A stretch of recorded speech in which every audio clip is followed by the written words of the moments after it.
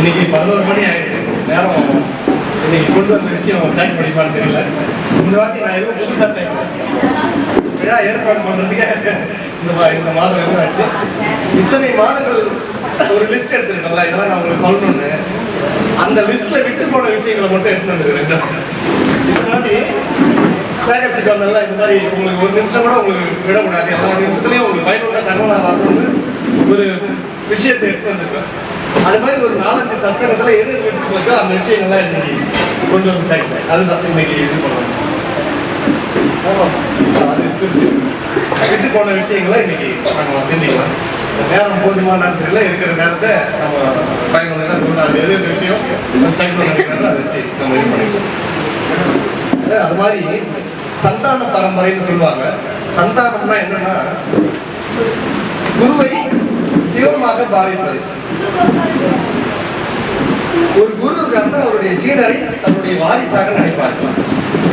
குரு தன்னுடைய சீடரை வாரிசாக நினைப்பார். எதனால தன்னுடைய சீடரை வாரிசாக நினைக்கிறார்கள் என்றால், அதே சீர்காழி சிற்றம்பல நாடிகள் என்ன பண்ணாரு, தன்னோடு சேர்த்து 63 சீடர்களையும் சித்தர்காடு என்ற இடத்துல ஜீவசமாதி அடைய போறாங்க. 63 பேரும் ஜீவசமாதி அடைகின்ற தருணத்துல என்ன பண்றாரு குருநாதர், ஒரு சீடர் கூட எஞ்சி இல்லை. ஒரே சீடர் கண்ணப்பன் போயிருந்தா அவனையும் கடைசியா சேர்த்துக்கிறாரு. நம்மளுடைய சீடர்கள் யாருமே எஞ்சி இல்லை, எல்லாருமே இந்த நிலை அடைஞ்சிட்டா இந்த விஷயங்களை யார் மக்களுக்கு தெரிஞ்சது? தான் பெற்று அப்படியே போகிறவன் சாதாரண நிலையான ஒரு குரு. தான் பெற்றதை கடைக்கோடி ஒரு மனிதனுக்கும் அந்த ஆத்மா விளைகின்ற ஒருத்தருக்கும் போய் சேரணும்னு நினைப்பவங்க தான் சத்குரு. பொன்னம்பல சுவாமிகள்லாம் சத்குரு. தான் பெற்ற நான் மட்டும் அந்த இன்பத்தை பெற்று நானே அதை அனுபவிச்சு நானே போறது என்பது அதுவே. நான் பெற்றதை இன்னொருத்தர் கொடுக்கணும்னு நினைக்கிறவங்க தான் சத்குரு. குருவுக்கும் சத்குருக்கும் வித்தியாசம்னா, குரு எல்லாரும் ஆயிடுறான்.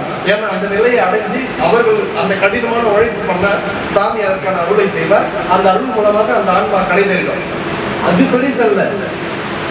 நான் என்ன பார்த்துட்டு போறது பெரிசல்ல, அடுத்தவர்களுக்கு கொடுக்கிறது தான் பெருசு. அதுதான் சத்குரு. குருன்றது வேறு, சத்குருன்றது வேறு. சத்குருன்றவங்க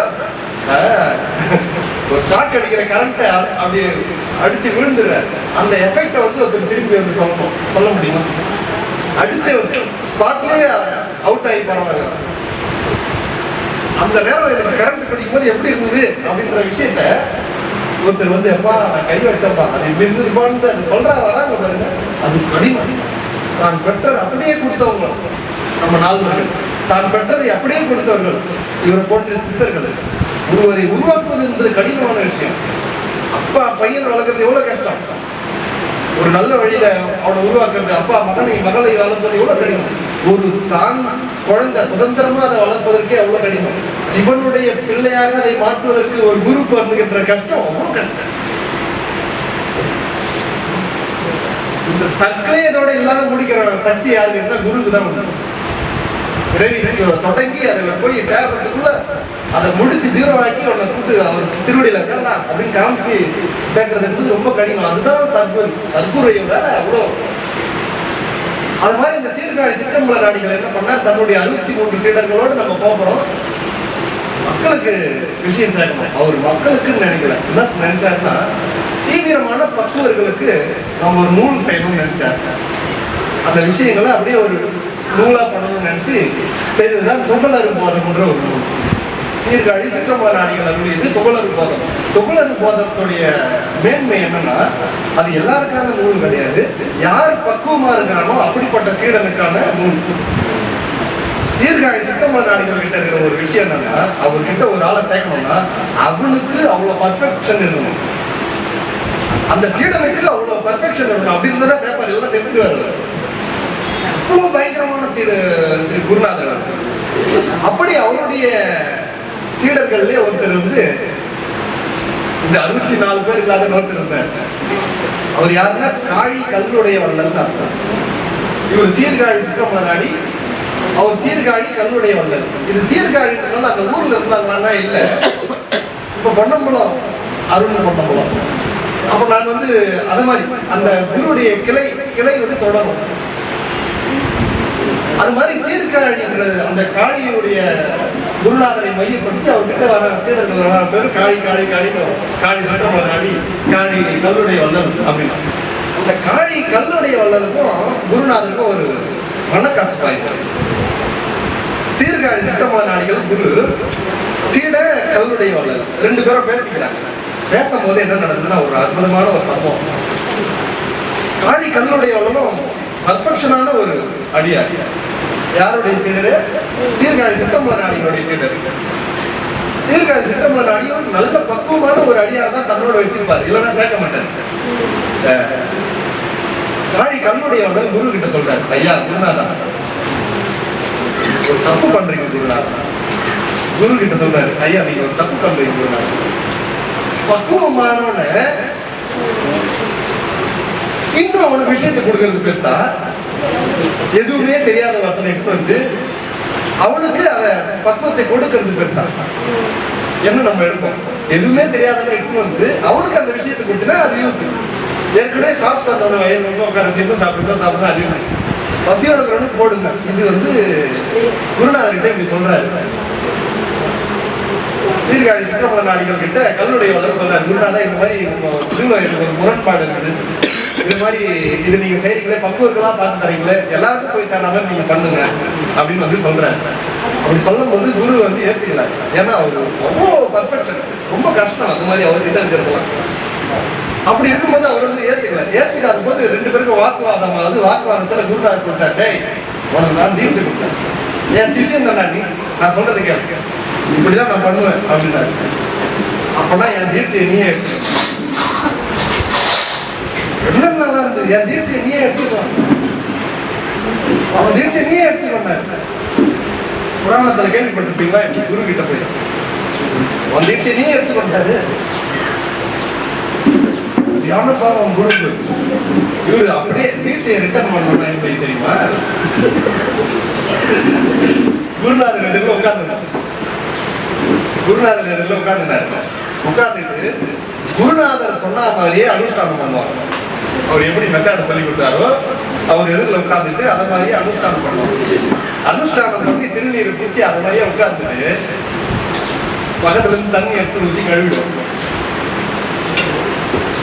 பண்ணிருக்காங்க. விபூதி அதே மாதிரியே எடுத்துப்பாங்க. குருநாதர் எப்படி சொல்லி கொடுத்தாரோ அப்படியே உட்கார்ந்து பூசிக்கொண்டு பக்கத்துல இருக்க தண்ணி தேவசால தண்ணி எடுத்து வச்சுட்டு உடம்புல எங்கெங்கெல்லாம் திருநீர் பூசினாங்களோ அப்படியே அழுவி கழுவி அவர் பாடத்துல வந்து ஒப்படைச்சிட்டு உட்கார்ந்து மறுபடியும் அவர் மெத்தட்ல எடுத்து கிளம்புறாரு. அதே மெத்தடா இருந்தாலும் அது அவருன்றது. அப்படி தன்னுடைய திருநீரை எல்லாம் அழிச்சு அவர் காலத்துல ஊத்திட்டு திருநீர் பூசிட்டு கல்லுடைய வல்லல் கிளம்பிட்டாரு. அதனால் அவர்களுக்கு அழித்து பூசுபவர்கள் பேர், அழித்து பூசும் வழியுடையவர்கள் பேர். நம்ம மெய்கண்டா சாஸ்திரத்துல 14 நூல் இருக்கு. மெய்கண்டா அருளியது, அருள் நந்தி சிவம் அருளியது, மறைஞான சம்பந்தர் அருளியது, உமாபதி சிவம் அருளியது சேர்த்து 14 சாத்திரம். 14 சாத்திரம். அதுல கூட சேர்த்து ஒண்ணு வச்சாங்க 15. அதிதீவிர பக்குவர்கள் யார் செய்ததுன்னா சீர்காழி சிற்றம்பல நாடிகள் அருளிய புகழர் பதத்தை வச்சாங்க 15 சீடம். ஆனால் அதுக்கப்புறம் இந்த அழுத்தி பூசுறவர் கிளம்பினாரே கல்லுடைய வல்லல், அவரு ஒரு நூல் செய்தார். என்ன நூல்னா ஒழிவில் ஒடுக்கம். ஒழிவில் ஒடுக்கம் நூல் செய்தது கல்லுடைய வல்லல், அவரு தான் அதை அழுத்தி பூசுறவர்.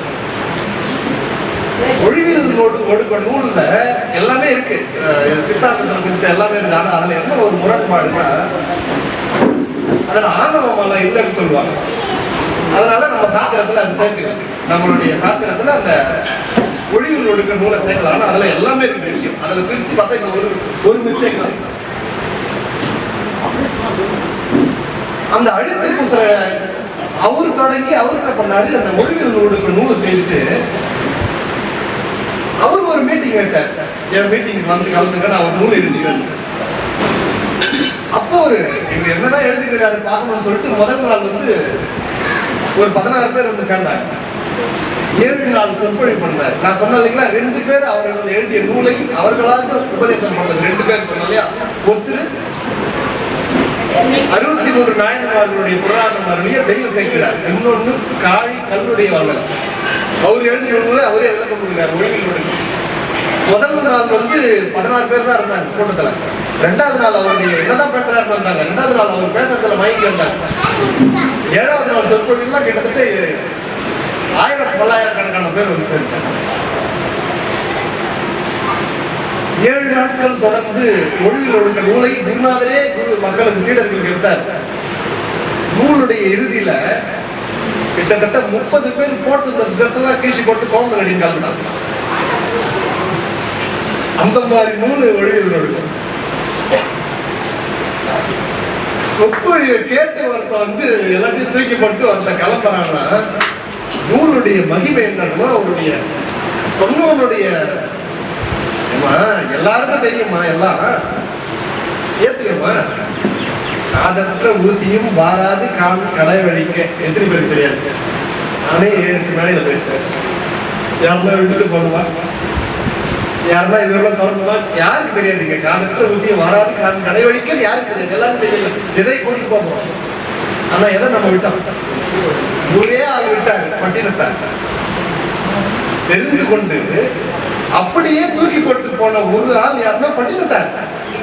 ஊருக்கு வேலை செய்தது நமக்கு ஏன் வேலை செய்யல? அந்த வாசகம் தான் கேட்டு தூக்கி போட்டு போனாரு. வருதவான பேப்பர் கொடுத்துட்டு போயிருந்தா இதான் அவங்க பையன் கொடுத்தாலும் வாங்கி பார்த்தாரு. காதற்ற ஊசியும் வாராதுக்கான கடைபிடிக்கா அப்படியே தூக்கி போட்டு எல்லாத்தையும் கீழ்ச்சினார். ட்ரெஸ்ஸுக்கு எல்லாம் தூக்கி போட்டு கோணம் சேர்த்து கட்டினார். கொண்டாடி புள்ள எல்லாரையும் தூக்கி போட்டு வெளியே போற வந்தாரு. ஆடிட்டு யாரு? ஐயா, 7000 கோடி சொத்துக்கு அதிபதி நீங்க. 7000 கோடி சொத்துக்கு அதிபதி நீங்க. நீங்க இப்படி போயிட்டீங்கன்னா அந்த 7000 கோடி சொத்தை நாங்க என்ன பண்றது அப்படின்னு கேட்டோம். நம்மளா தான் சொல்லியிருக்கோம். என் பையன் பேர்ல ஒரு டெபாசிட், மனைவி பேர்ல ஒரு டெபாசிட், அம்மா பேர்ல ஒண்ணு, கூட பிறந்தவங்க சொந்தக்காரங்க தெருவுல எனக்கு தெரிஞ்சவங்க போட்டுட்டு மீதி அண்ணா கொடுத்துருப்பா. இந்த ஆசிரமத்துக்கு சேர்ந்து சிவாலயத்துக்கு கொடுத்துரு சொல்லிட்டு போயிருப்போம்ல. இந்த விஷயத்துல நீங்க கவனிச்சீங்கன்னா அவர் என்ன சொன்னார்னா, மொத்தத்தை தெருவில் போட்டு போயிட்டார். ஏமா அதே பணத்தை அவர் சொல்லிக்கலாம். இந்த எல்லாமே நான் சொன்னதெல்லாம் நன்மைக்கு தானே. ஒரு சிவன் கோயில் கொடுக்கறது நல்லது தானேமா, ஒரு அனாதாசிரமத்தை கொடுக்கறது நல்லது தானே, ஏழைகளை கொடுக்கறது நல்லது தானே. ஆனா அவர் என்ன பண்ணிட்டாரு, நீ எடுத்து தெருவில் போடுன்னு சொன்னாரு. இது ஏன் இந்த மாதிரி செய்தாருன்னு நான் ஆராய்ச்சி பண்ணேன். அப்படியே வள்ளல் பெருமானுடைய பாட்டுல வச்சு மேட்ச் பண்ண. வள்ளலார் என்ன பண்றாரு, சொற்பொழிவுலாம் போவாரு, காசு கொடுப்பாங்க, ஆனாந்த மாட்டார் வாங்கிட்டாரு. பாட்டு பாட கூப்பிடுவாங்க, பாடுவார், காசு கொடுப்பாங்க, ஆனாந்த மாட்டார் வாங்கி வச்சுப்பாரு. எங்கட போனாரு காசு கொடுத்தா வாங்கிப்பாரு. வாங்கிட்டு குதிரை வண்டியில வருவார் பாருங்க, அப்படியே காசு தூக்கி ஏறி குளத்துல வீசிட்டு வருவாரு. அதே குதிரை வண்டிக்கார ஏழை அவருக்கு தரலாம்ல, ஏன் வள்ளலார் இப்படி பண்ணாரு? அவரு பாடினது சரி, இவர் பண்றது சரி, ஏன் இவங்க இதை மாதிரி பண்ணாங்க? யாருன்னா நம்மளே ஒரு காசை வேணாம்னா நீங்க என்ன பண்ணீங்க? ஐயா கோயிலுக்கு தீபாவளி கொடுக்குறாரு, அதுக்கு வச்சுக்கோம். போர் தராங்க, அதுக்கு வச்சுக்கோம். ஏதோ அன்னதானத்துக்கு வச்சுங்க.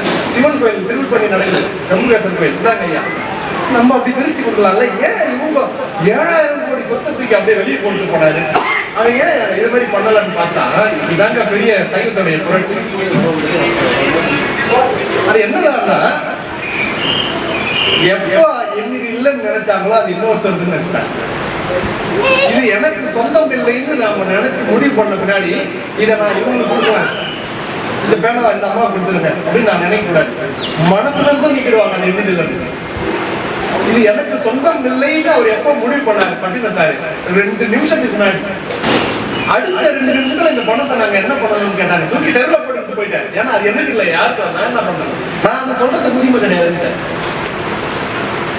இது மேல எவ்வளவு அன்பு இருந்தா வள்ளலார் தூக்கி போட்டு ஏன் அது என்னது இல்லை, நான் தரத்து உரிமை எனக்கு இல்லையே. அப்ப எவ்வளவு துறவு கொண்டவர்கள், எவ்வளவு துறவு. 7000 கோடி சொத்துக்கு தெருவில் போடுனாரு. எட்டு அரைச்சாரு, ஒரு படி மேல போயிட்டாருமா சேர்த்தனார். பட்டினத்தார் மாதிரி ஒரு துறவி கிடையாது. ஆஹா அப்படின்னு சொல்றாங்க. அடுத்த நொடியில அதை விட ஒரு படி மேல போயிட்டார் சேர்த்தனார். தூக்கி வெளியே போடணும், இந்த ஆளு வெளியே போடுறது அப்படிப்பட்ட ஆடிட்டு, அப்படிப்பட்ட கணக்கு வெளியே போடுதா சரிங்க நான் போட்டுறேன்னு என்ன பண்ணுவாங்க எல்லாரும்? புத்தி தெரியாது, உழைக்க தெரியாத ஆளாகிறாரு. அந்த சம்பவத்துல சேர்க்கிறாரு, இவரை மிஞ்சிட்டாரு, பட்டினத்தார மிஞ்சிட்டாரு. நம்ம சேர்ந்தனர். ஒன்றும் இல்லைம்மா, 2 × 2 எவ்வளோ? 4. இதை வந்து ஒரு இன்ஜினியர் கிட்ட கேட்டா என்ன சொல்லுவார்? டக்குனு கால்குலேட்டர் போட்டு 2 × 2 போட்டு கணக்கு சொல்லுவார். 3.999 ரிமைனிங் ஐயா. அதுவே ஒரு லாயரை கூப்பிட்டு கேட்டா, in 1987 ஒரு ஜட்ஜ்மெண்ட் நடந்தது. அந்த ஜட்ஜ்மெண்ட்ல சொன்னாரு. அவர் என்ன சொன்னாருன்னா 4 சொல்லியிருக்கிறாரு அப்படின்னு அவருடைய கொள்கை எடுத்து சொன்னார். ஒரு ஆடிட்டர் கூப்பிட்டு கேட்டீங்கன்னா, உங்களுக்கு எவ்வளவு வரணும்னு நான் போடணும்னு கேட்டேன். 4 இல்ல உங்களுக்கு நீங்க எவ்வளவு எதிர்பார்க்கறீங்க அதை நான் போடுறேன். அப்ப ஆடிட்டருடைய லெவல் எந்த ஸ்டேஜ்ல இருக்கு? அப்படிப்பட்ட கணக்குள்ளே இருக்கிற காலத்துல ஒரு ஆள் வந்து தூக்கி வெளியே போடுறான்னா எடுத்து 7000 கோடி தருவப்பட்டார்.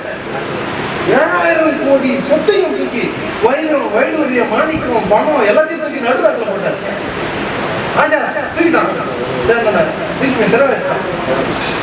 ஒருத்தர் கவர்மெண்ட் சொந்த ப்ராப்பர்ட்டி யாருன்னா வேணாம்னு தூக்கி விட்டாங்கன்னா அது கவர்மெண்ட்டுக்கு சொந்தம். அந்த நாள்லயே வந்தான் ராஜா சந்திரிகான். நீ எப்படி தூக்கி நடுவாட்டில் போல எவ்வளவு டிராபிக் ஜாமு, எவ்வளவு பேர் அங்க அடிச்சுக்கிறான், எவ்வளவு பேர் விடாதான். இது பெரிய தூக்கி சிறையில போட்டு தூக்கி போட்டு இவர் அதெல்லாம் கண்டுக்குள்ள போயிட்டார் சிறைக்கு. பெரிய ஆளா இருந்தாங்க. உண்மை நிலைச்சிருக்க தமிழ்நாட்டுல. அவங்கெல்லாம் நம்ம முன்னோர்கள், நம்ம தாத்தாங்க.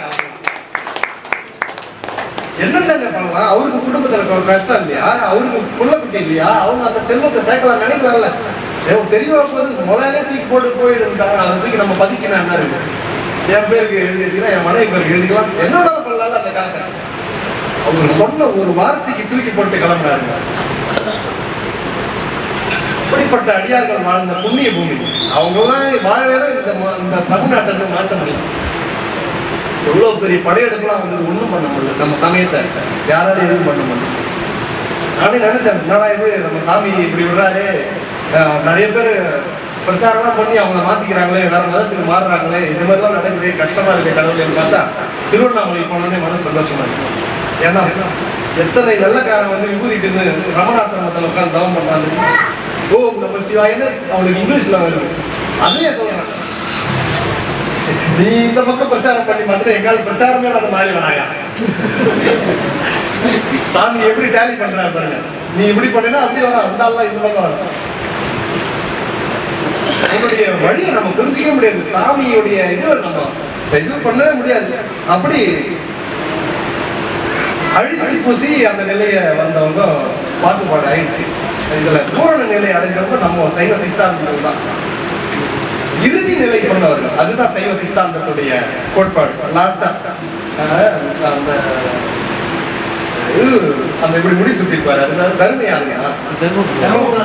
தர்மபுரம் ஆதீனத்துல ஸ்ரீ குருஞான சம்பந்தர் தான் முதல் குரு. அவரு தான் முதல் குரு. 2 வயசு பையனா இதுக்கு போறாங்க திரு ஆலவாய் கோயில்.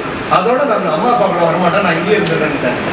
அப்படி இருந்து நித்தியம் பொற்றாமரை குளத்துல நீராடி சிவபெருமானை போய் தினத்தை தரிசிட்டு வந்தார்.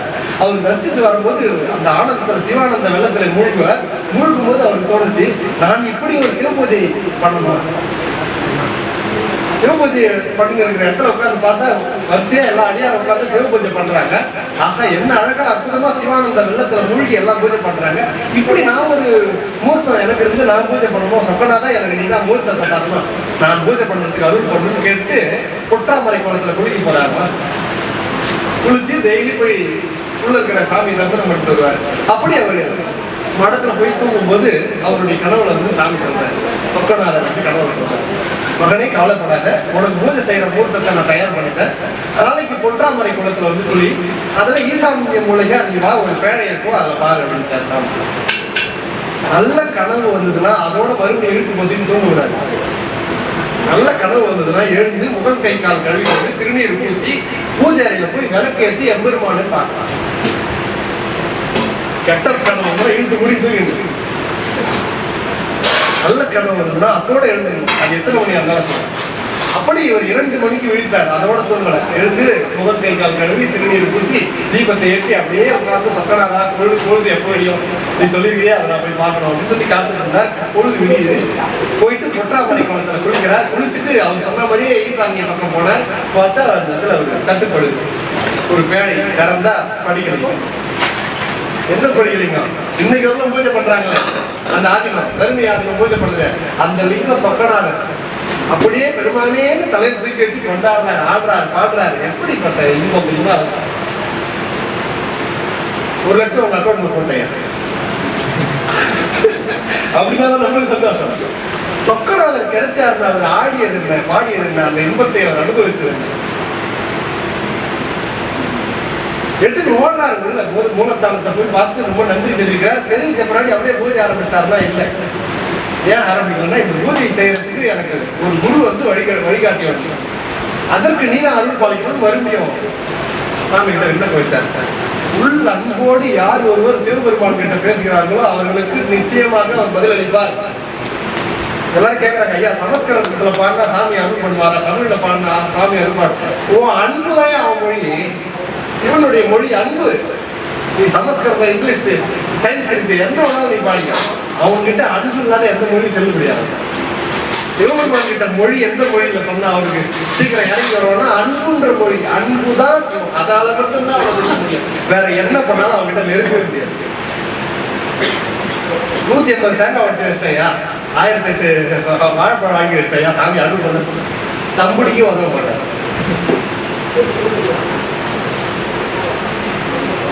எதுவுமே இல்லைனாலும் போய் ஏகாந்தமா அவனை வழிபட்டுப்பாரு, வந்து நிற்பான் சாமி. உங்களுக்கு தெரியல, மெத்தட் தெரியாத எங்கேயோ வந்து என்ன என்னத்துக்கு வழிபாடு, எதுக்கு சாமி போறோம், என்ன நடந்தது, எங்க மாறிச்சுன்னே தெரியல. நான் அதெல்லாம் லிஸ்ட் எடுத்துட்டு அதை ஆரம்பிச்சா ஒரு போர்டு வச்சு கவனத்தில் கண்டிப்பா நான் சொல்லாதப்பா. எதுக்கு நம்ம வந்து ஆன்மீகம்னா என்னன்னு முழுசா எடுத்துட்டேன். எனக்கு குருநாதர் வெளிப்பட்டுட்டேன். இதுதான் எனக்கு பண்ணினா நிலை அடையலாம். உனக்கு எல்லா விஷயத்தையும் நான் எடுத்து வச்சேன்.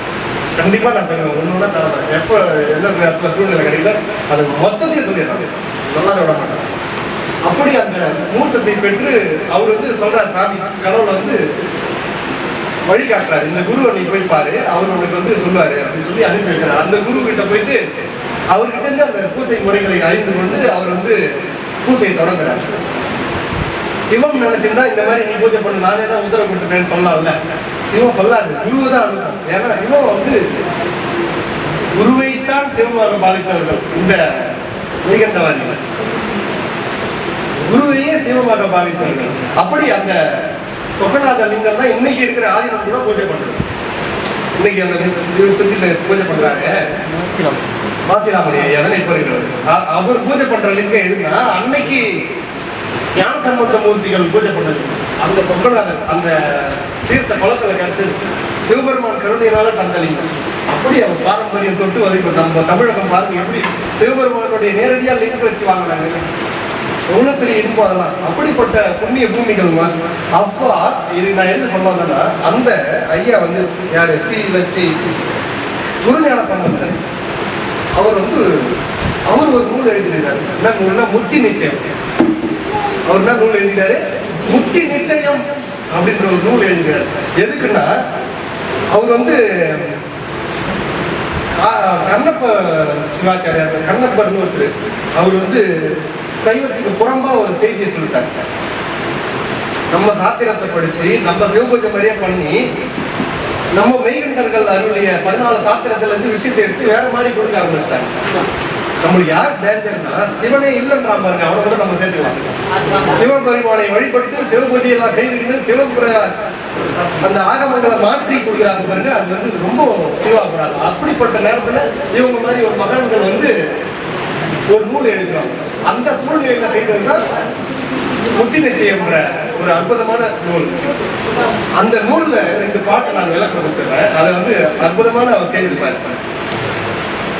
பாலனாய் கழித்த நாளும் பனிமலர் கோதைமார் மேலனாய் கழித்த நாளும் வெளிவேடு பூப்பு வந்து கோலனாய் கழித்த நாளும் குறிக்கோள் இல்லாது கேட்டேன்.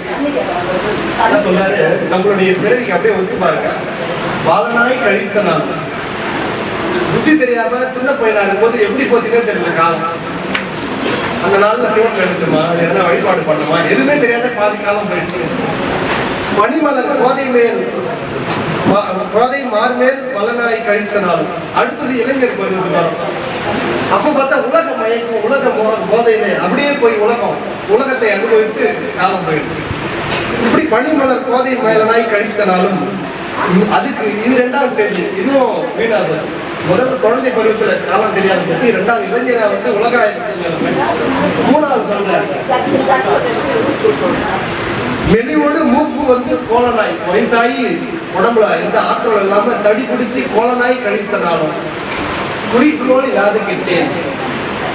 எதுக்கு பிறவி வந்தது, எதுக்கு வாழ்ந்தோம் அப்படின்னு சொல்லிட்டு எந்த விஷயமும் தெரியாத வீணா போகுது அப்படின்னு சொல்லி வருகிறார். எப்படி பெரிய விஷயம்.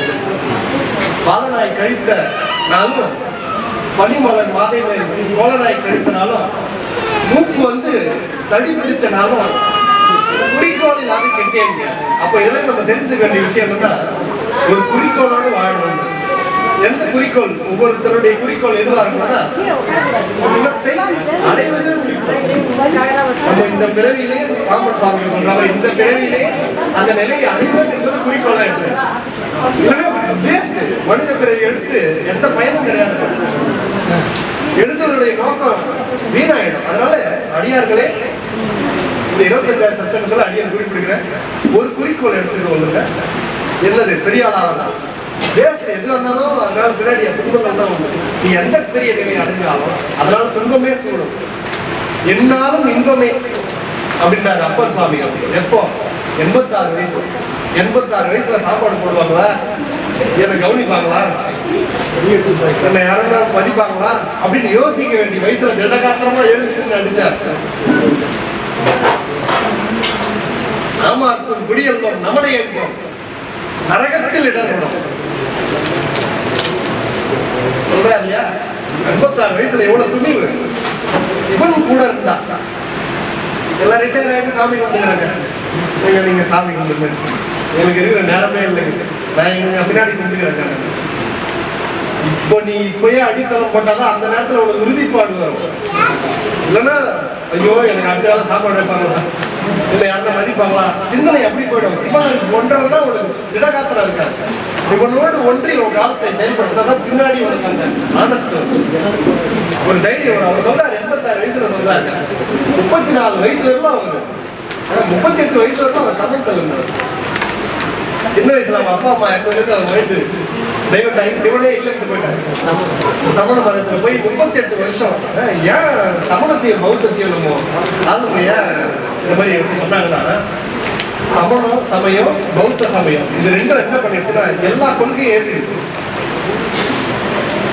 கடவுள் இல்லைன்னா உயிரை ஏற்றுக்கிறான், உயிர் இருக்குங்கிறான், உலகத்தை ஏற்றுக்கிறான். இயற்கையும் உயிரும் இருக்குதுங்க, ஆனா கடவுள் இல்லைங்க.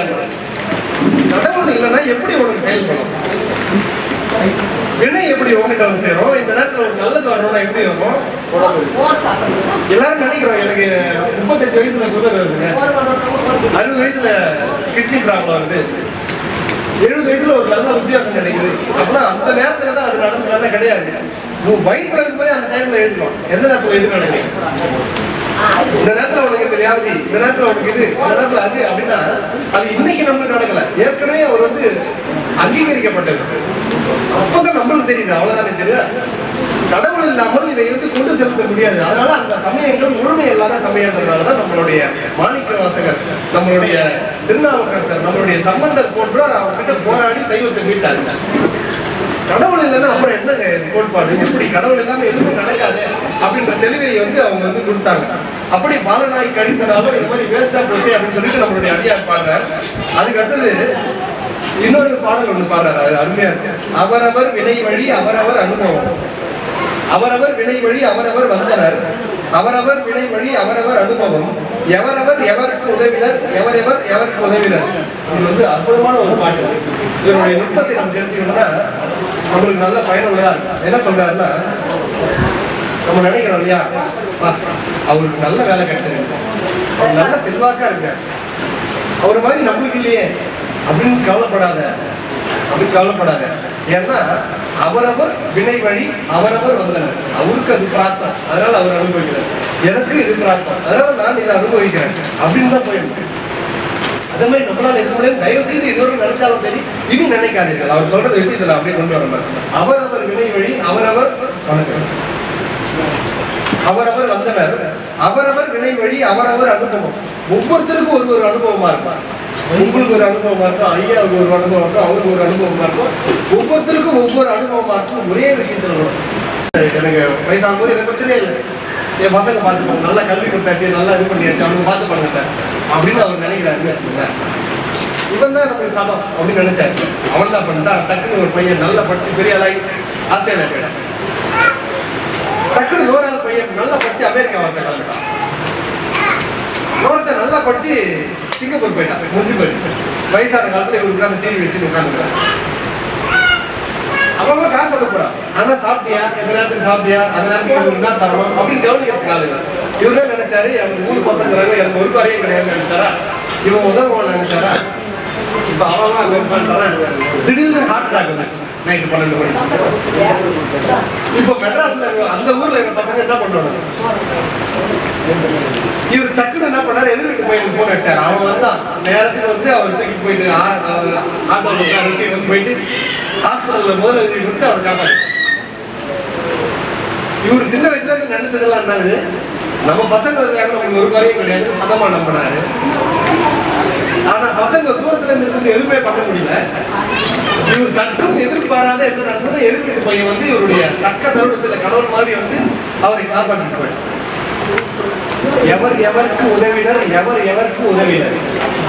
இவன் உதவுவான், இவன் உதவ மாட்டான், இவன் செய்வான், இவன் செய்ய மாட்டான்னு பாருங்க. அது மொத்தத்தையும் தூக்கி போட்டு நம்மளுக்கு சதம் யாருன்னா சிவம் ஒண்டியே. சிவம் ஒண்டிதான் சதம். அவன் ஒண்டிதான் நம்மளுக்கு அனுக்கிரகம் பண்றான். வேற நீ எவனை நம்பினாலும், நீ எவனை நம்பினாலும் ஒரு நாள் தடுத்து தான் அப்படி பகிர்ப்பமா சொல்றீங்கன்னா சத்தியத்தை ஓப்பனா சொல்ல வேண்டியதான். இதெல்லாம் இருக்கு. நீ யாரை உண்மை என்று நம்புகிறாயோ, இவனால் நான் காப்பாற்றப்படுவேன் என்று நம்புகிறாயோ, ஒரு நாள் அவனாலேயே நீ வெளியே வந்து சத்தியம் சொல்கிறேன். எழுதப்பட்ட புராணங்கள், இதிகாசங்கள் எல்லாத்திலிருந்து எடுத்து சொல்கிறேன். யாரை நீ இறைவனை தவிர நீ யாரை நம்பினாலும், தாயா இருந்தாலும், மனைவியா இருந்தாலும், பிள்ளைகளா இருந்தாலும், உணவா இருந்தாலும், உற்றாரா இருந்தாலும், நீ எவனை நம்பினாலும் அது ஒரு நாள் ஏமாற்றப்படுவாய். அன்று சிந்திப்பாய். இந்த காலத்தை அவரிடம் செலவு பண்ணிடலாங்க. அப்ப இவங்கெல்லாம் எப்படி பழகுது, எல்லாரிடம் உண்மையாயிரு, ஆனால் தாமரையிலே தண்ணீர் போல் இருக்கு. ஒரு நாள் இதெல்லாம் மறந்து அந்த நாள் நம்மளுக்கு கூட வர வீடு வரை உறவு, வீதி வரை மனைவி, காடு வரை பிள்ளை, கடைக்கு வரை யாரும் வந்தாங்க, யாரோ கிடையாது, இறைவன் தான். கடைசி அடுத்த பிறகு போனவர்கள் அவன் தான். எப்ப போனாலும் அவன் தான், வேற யாரும் வர மாட்டாங்க. ஒரு விஷயத்த சொல்ற பாருங்க, யாரையும் பயக்காமிகள் உண்மையை சொல்றாரு. இப்போ நம்ம பார்த்துட்டு இருக்கிறோம்ல, எத்தனை பேர் அம்மா உற்றார் உறவினர்கள் வந்திருக்கக்கூடிய அன்பர்கள், இத்தனை அடியார்களை இங்க நம்ம சந்திக்கிறோம். இந்த நேரத்தில் எல்லாரையும் நம்ம பார்க்கிறோம்.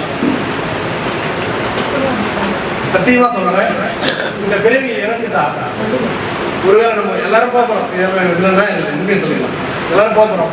போயிட்டா சத்தியமா இந்த ஆன்மாக்களை நம்ம சந்திக்கவே முடியாது. இந்த ஆன்மாக்கள் நம்ம பார்த்துக்க முடியாது. அந்த அம்மா வயசுல நான் மறுபடியும் வர மாட்டேன், அவங்க இருப்பாங்களா இல்லையா நமக்கு தெரியாது. எந்த பிறவியில போனாலும் இந்த மனைவி மறுபடியும் எனக்கு வருவாங்கன்னு தெரியாது. இந்த செல்வங்கள், என் பிள்ளைகள் இது மறுபடியும் எனக்கு பரப்பாங்கன்னு தெரியாது. இந்த நண்பன் நான் மறுபடியும் எனக்கு நண்பனா வருவானான்னு தெரியாது. இந்த அண்ணன், இந்த அம்மா, இந்த திருவாள், இந்த பாப்பா, இவங்க இந்த ஆன்மாக்களை நான் மறுபடியும் பார்க்க முடியுமான்னு சொல்ல முடியாது. யாரும் சந்திச்சுக்கவே முடியாது, யாரையும் நம்ம பார்த்துக்க முடியாது. கொடுக்கப்பட்டது ஒரு பிறவி. இந்த பிறவில இதுதான் தாய், இந்த பிறவில இவதான் மனைவி, இந்த பிறவில இவர்களெல்லாம் நான் பார்க்கிறோம். இதுல என்னங்க போட்டி போடாம சண்டை சச்சரவு பார்க்க பார்த்துலாமா யாரையும். மறுபடியும் இவங்கெல்லாம் சேர்த்து முடிச்சு எல்லாம் நினைச்சுக்கிறாங்க, சேர்த்துக்க உடனே மறுபடியும் நம்மளுக்கு மனுஷனே போடுவாங்க, சேர்த்து அடுத்த நாளே நம்மளுக்கு பிறவி கொடுத்து அனுப்புவாங்க. வாய்ப்பே இல்லை ராஜா.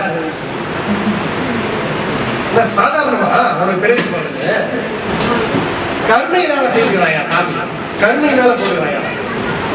74,000 பிறவி உடம்பு உண்டு, 74,000 லட்சம் உடம்பு உண்டு. ஆமை, பல்லி, எறும்பு, சிங்கம், முதலை, பன்னி, புறா, எலி, 74 லட்சத்துல ஒண்ணுதான் இந்த மனுஷன். ஒண்ணுதான் மனுஷன். 84 லட்சம், 84 லட்சம் சட்டையில ஒரு சட்டை மனுஷன் சார். இதை போட்டு அழகு பார்க்கலாம் சாமி. எப்படின்னா இந்த பையன் நம்மளை பத்தி யோசிச்சு வராத. எதுக்கு சுடுகாட்டுல பானையை கொண்டு உடைக்கிறான், லாஸ்ட்ல தண்ணி ஊற்றி பிள்ளைய சுத்துறான், அப்பா சுத்திவான் போனவங்களுக்கு தெரியும், அப்பா சுத்திவா அப்பான்னு சொன்னா பரவாயில்லையா, அதை சுத்தி விடாருமா ஸ்கூல்ல பானையை வச்சு சுத்தி வரணும். முதல்ல ஓட்ட போடுவோம், தண்ணி பாதி போகும். ரெண்டாவது சுத்தடி, ரெண்டாவது ஓட்ட போடுவோம், தண்ணி பாதி போகும். மூணாவது அப்படியே பின்னாடி பானை தள்ளுறாங்க, பானையை போட்டு உடைக்கணும், சுக்குனரா போகும். என்ன அர்த்தம்? சும்மா எதுக்கு பண்றாங்க? கடவுள் அந்த பானை முழுக்க தண்ணி கொடுத்த மாதிரி உனக்கு இந்த உடம்பு கொடுத்தாச்சாண்டா, இது கிடைக்கும் அது கிடைக்கும் உலகத்துக்காகவே சுத்தி ஒண்ணும் இல்லாத இதை போட்டு உடச்சி போயிட்டாங்க. அந்த மாதிரி நீ போவதை பயன்படுத்திக்கிறாங்க திறமைய அப்படின்னு காமிக்கிறதுக்காக எதுக்கு தெரியாதே பானையை கழித்து அர்த்தம் இவங்காலே பார்க்கறாங்க. கிடைக்காதுமா இந்த மாதிரி பிறவி. இந்த நிமிஷம் மாதிரி இதுக்கப்புறம் நம்ம வராது. இந்த நாள் கேலண்டர்ல கிழிக்கிறீங்க பாருங்க. இன்னைக்கு 17/5/2026 அதோட போச்சு. ஆயிலே கிடையாது, ஆயிலே ஒரு நாள் போச்சு. ஆயிலே போச்சு. இன்னும் நினைச்சுக்கிறோம் இன்னும் இவ்வளவு நாள் இருக்கும், சாவுல யார் யாருக்கெல்லாம் வருது அதெல்லாம் நம்மளுக்கு எதுவும் சொல்ல முடியாது. எந்த அங்கீகாரம் நீ கொடுப்பாங்க எல்லாம் சொல்றாங்க. ஐயோ நான் இல்லைன்னா என் பொண்டாட்டி பிள்ளை யார் காப்பாத்துறது, நான் இல்லைன்னா என் மனைவி மக்களை யார் பார்த்துப்பா, எழுதி கொடுப்பாங்க. இன்னைக்கு நைட்ல இருந்து நாளைக்கு காலையில் வரும் உங்க உள்ள பொண்டாட்டி பார்த்துப்பாங்க, ஸ்டேட்மெண்ட் கொடுப்பாங்க. யாரா இப்போ தொடங்கி 11:35 தொடங்கி நாளைக்கு காலையில 11:35 வரையிலும் என் பிள்ளைக்கு எங்க அப்பா அம்மாவுக்கு என்னுடைய மனைவிக்கு நான் கேரண்டின்னு யாரும் எழுதி கொடுப்பேன். நான் பார்த்துப்பேன். எந்த நிமிஷம் என்ன ஆகுது யாரும் சொல்ல முடியும். இப்படிப்பட்ட நிலையாமை வாழ்க்கை, இதுதாங்க நிலையாமை வாழ்க்கை. இதுல என்னங்க நான் பெரிய ஆளு நீ பெரிய ஆளு, ஆணவத்தை விட்டாலையா சிவன்கிட்டே போக முடியும்ன்றாங்க. சிவனை கும்பிட்டே ஆணவம் பண்ணலாம்னா அதோட என்ன மாதிரி யாரா பூஜை பண்ணுவான், என்ன மாதிரி யாரா தியானம் பண்ணுவான், என்ன மாதிரி யாரா கோயில் கட்டுவான், என்ன மாதிரி யாரா எப்படி இருப்பான், என்னடா அதை விழுந்துட்டா சாமி பண்ணுவார, என்ன மாதிரி யாரா இது பண்ணுவான், என்ன மாதிரி யாரா பாட்டு பண்ணுவான், என்ன மாதிரி யாரா தாளம் போடுவான், என்னடா நீ அதெல்லாம் விழுந்துட்டா சிவனை கும்பிடுபவர்கள் தெளிவாக மனதிலே பதிவு எடுத்துக் கொள்ளுங்கள். சட்டலும் நான் இருந்தாலும் சிவன் ஓடிடுவான், இருக்கவே மாட்டேன். அது இல்லாம நீ சாமி கும்பிட்டு ஒரு பிரயோஜனமும் கிடையாது. சாமி கும்பிடுறதுடைய நோக்கமே புரிஞ்சுக்கலையே மக்கள், நோக்கத்தையே புரிஞ்சுக்கலையே. சாமி எதுக்கு யாருக்கிறோம், இது தருவார் அது தருவார் அதுவும் தருவார். நம்ம சாமி மாதிரி கருணை செய்யறவன் எவனும் கிடையாதுங்க. பொண்ணும் மெய் பொருளும் தருவானுங்க சுந்தரர். சிவன் பொண்ணும் தருவான், பொண்ணும் தருவான், மெய் பொருளும் தருவான். நீங்க எதை எடுத்துக்கிறது அர்த்தம் ஐயா.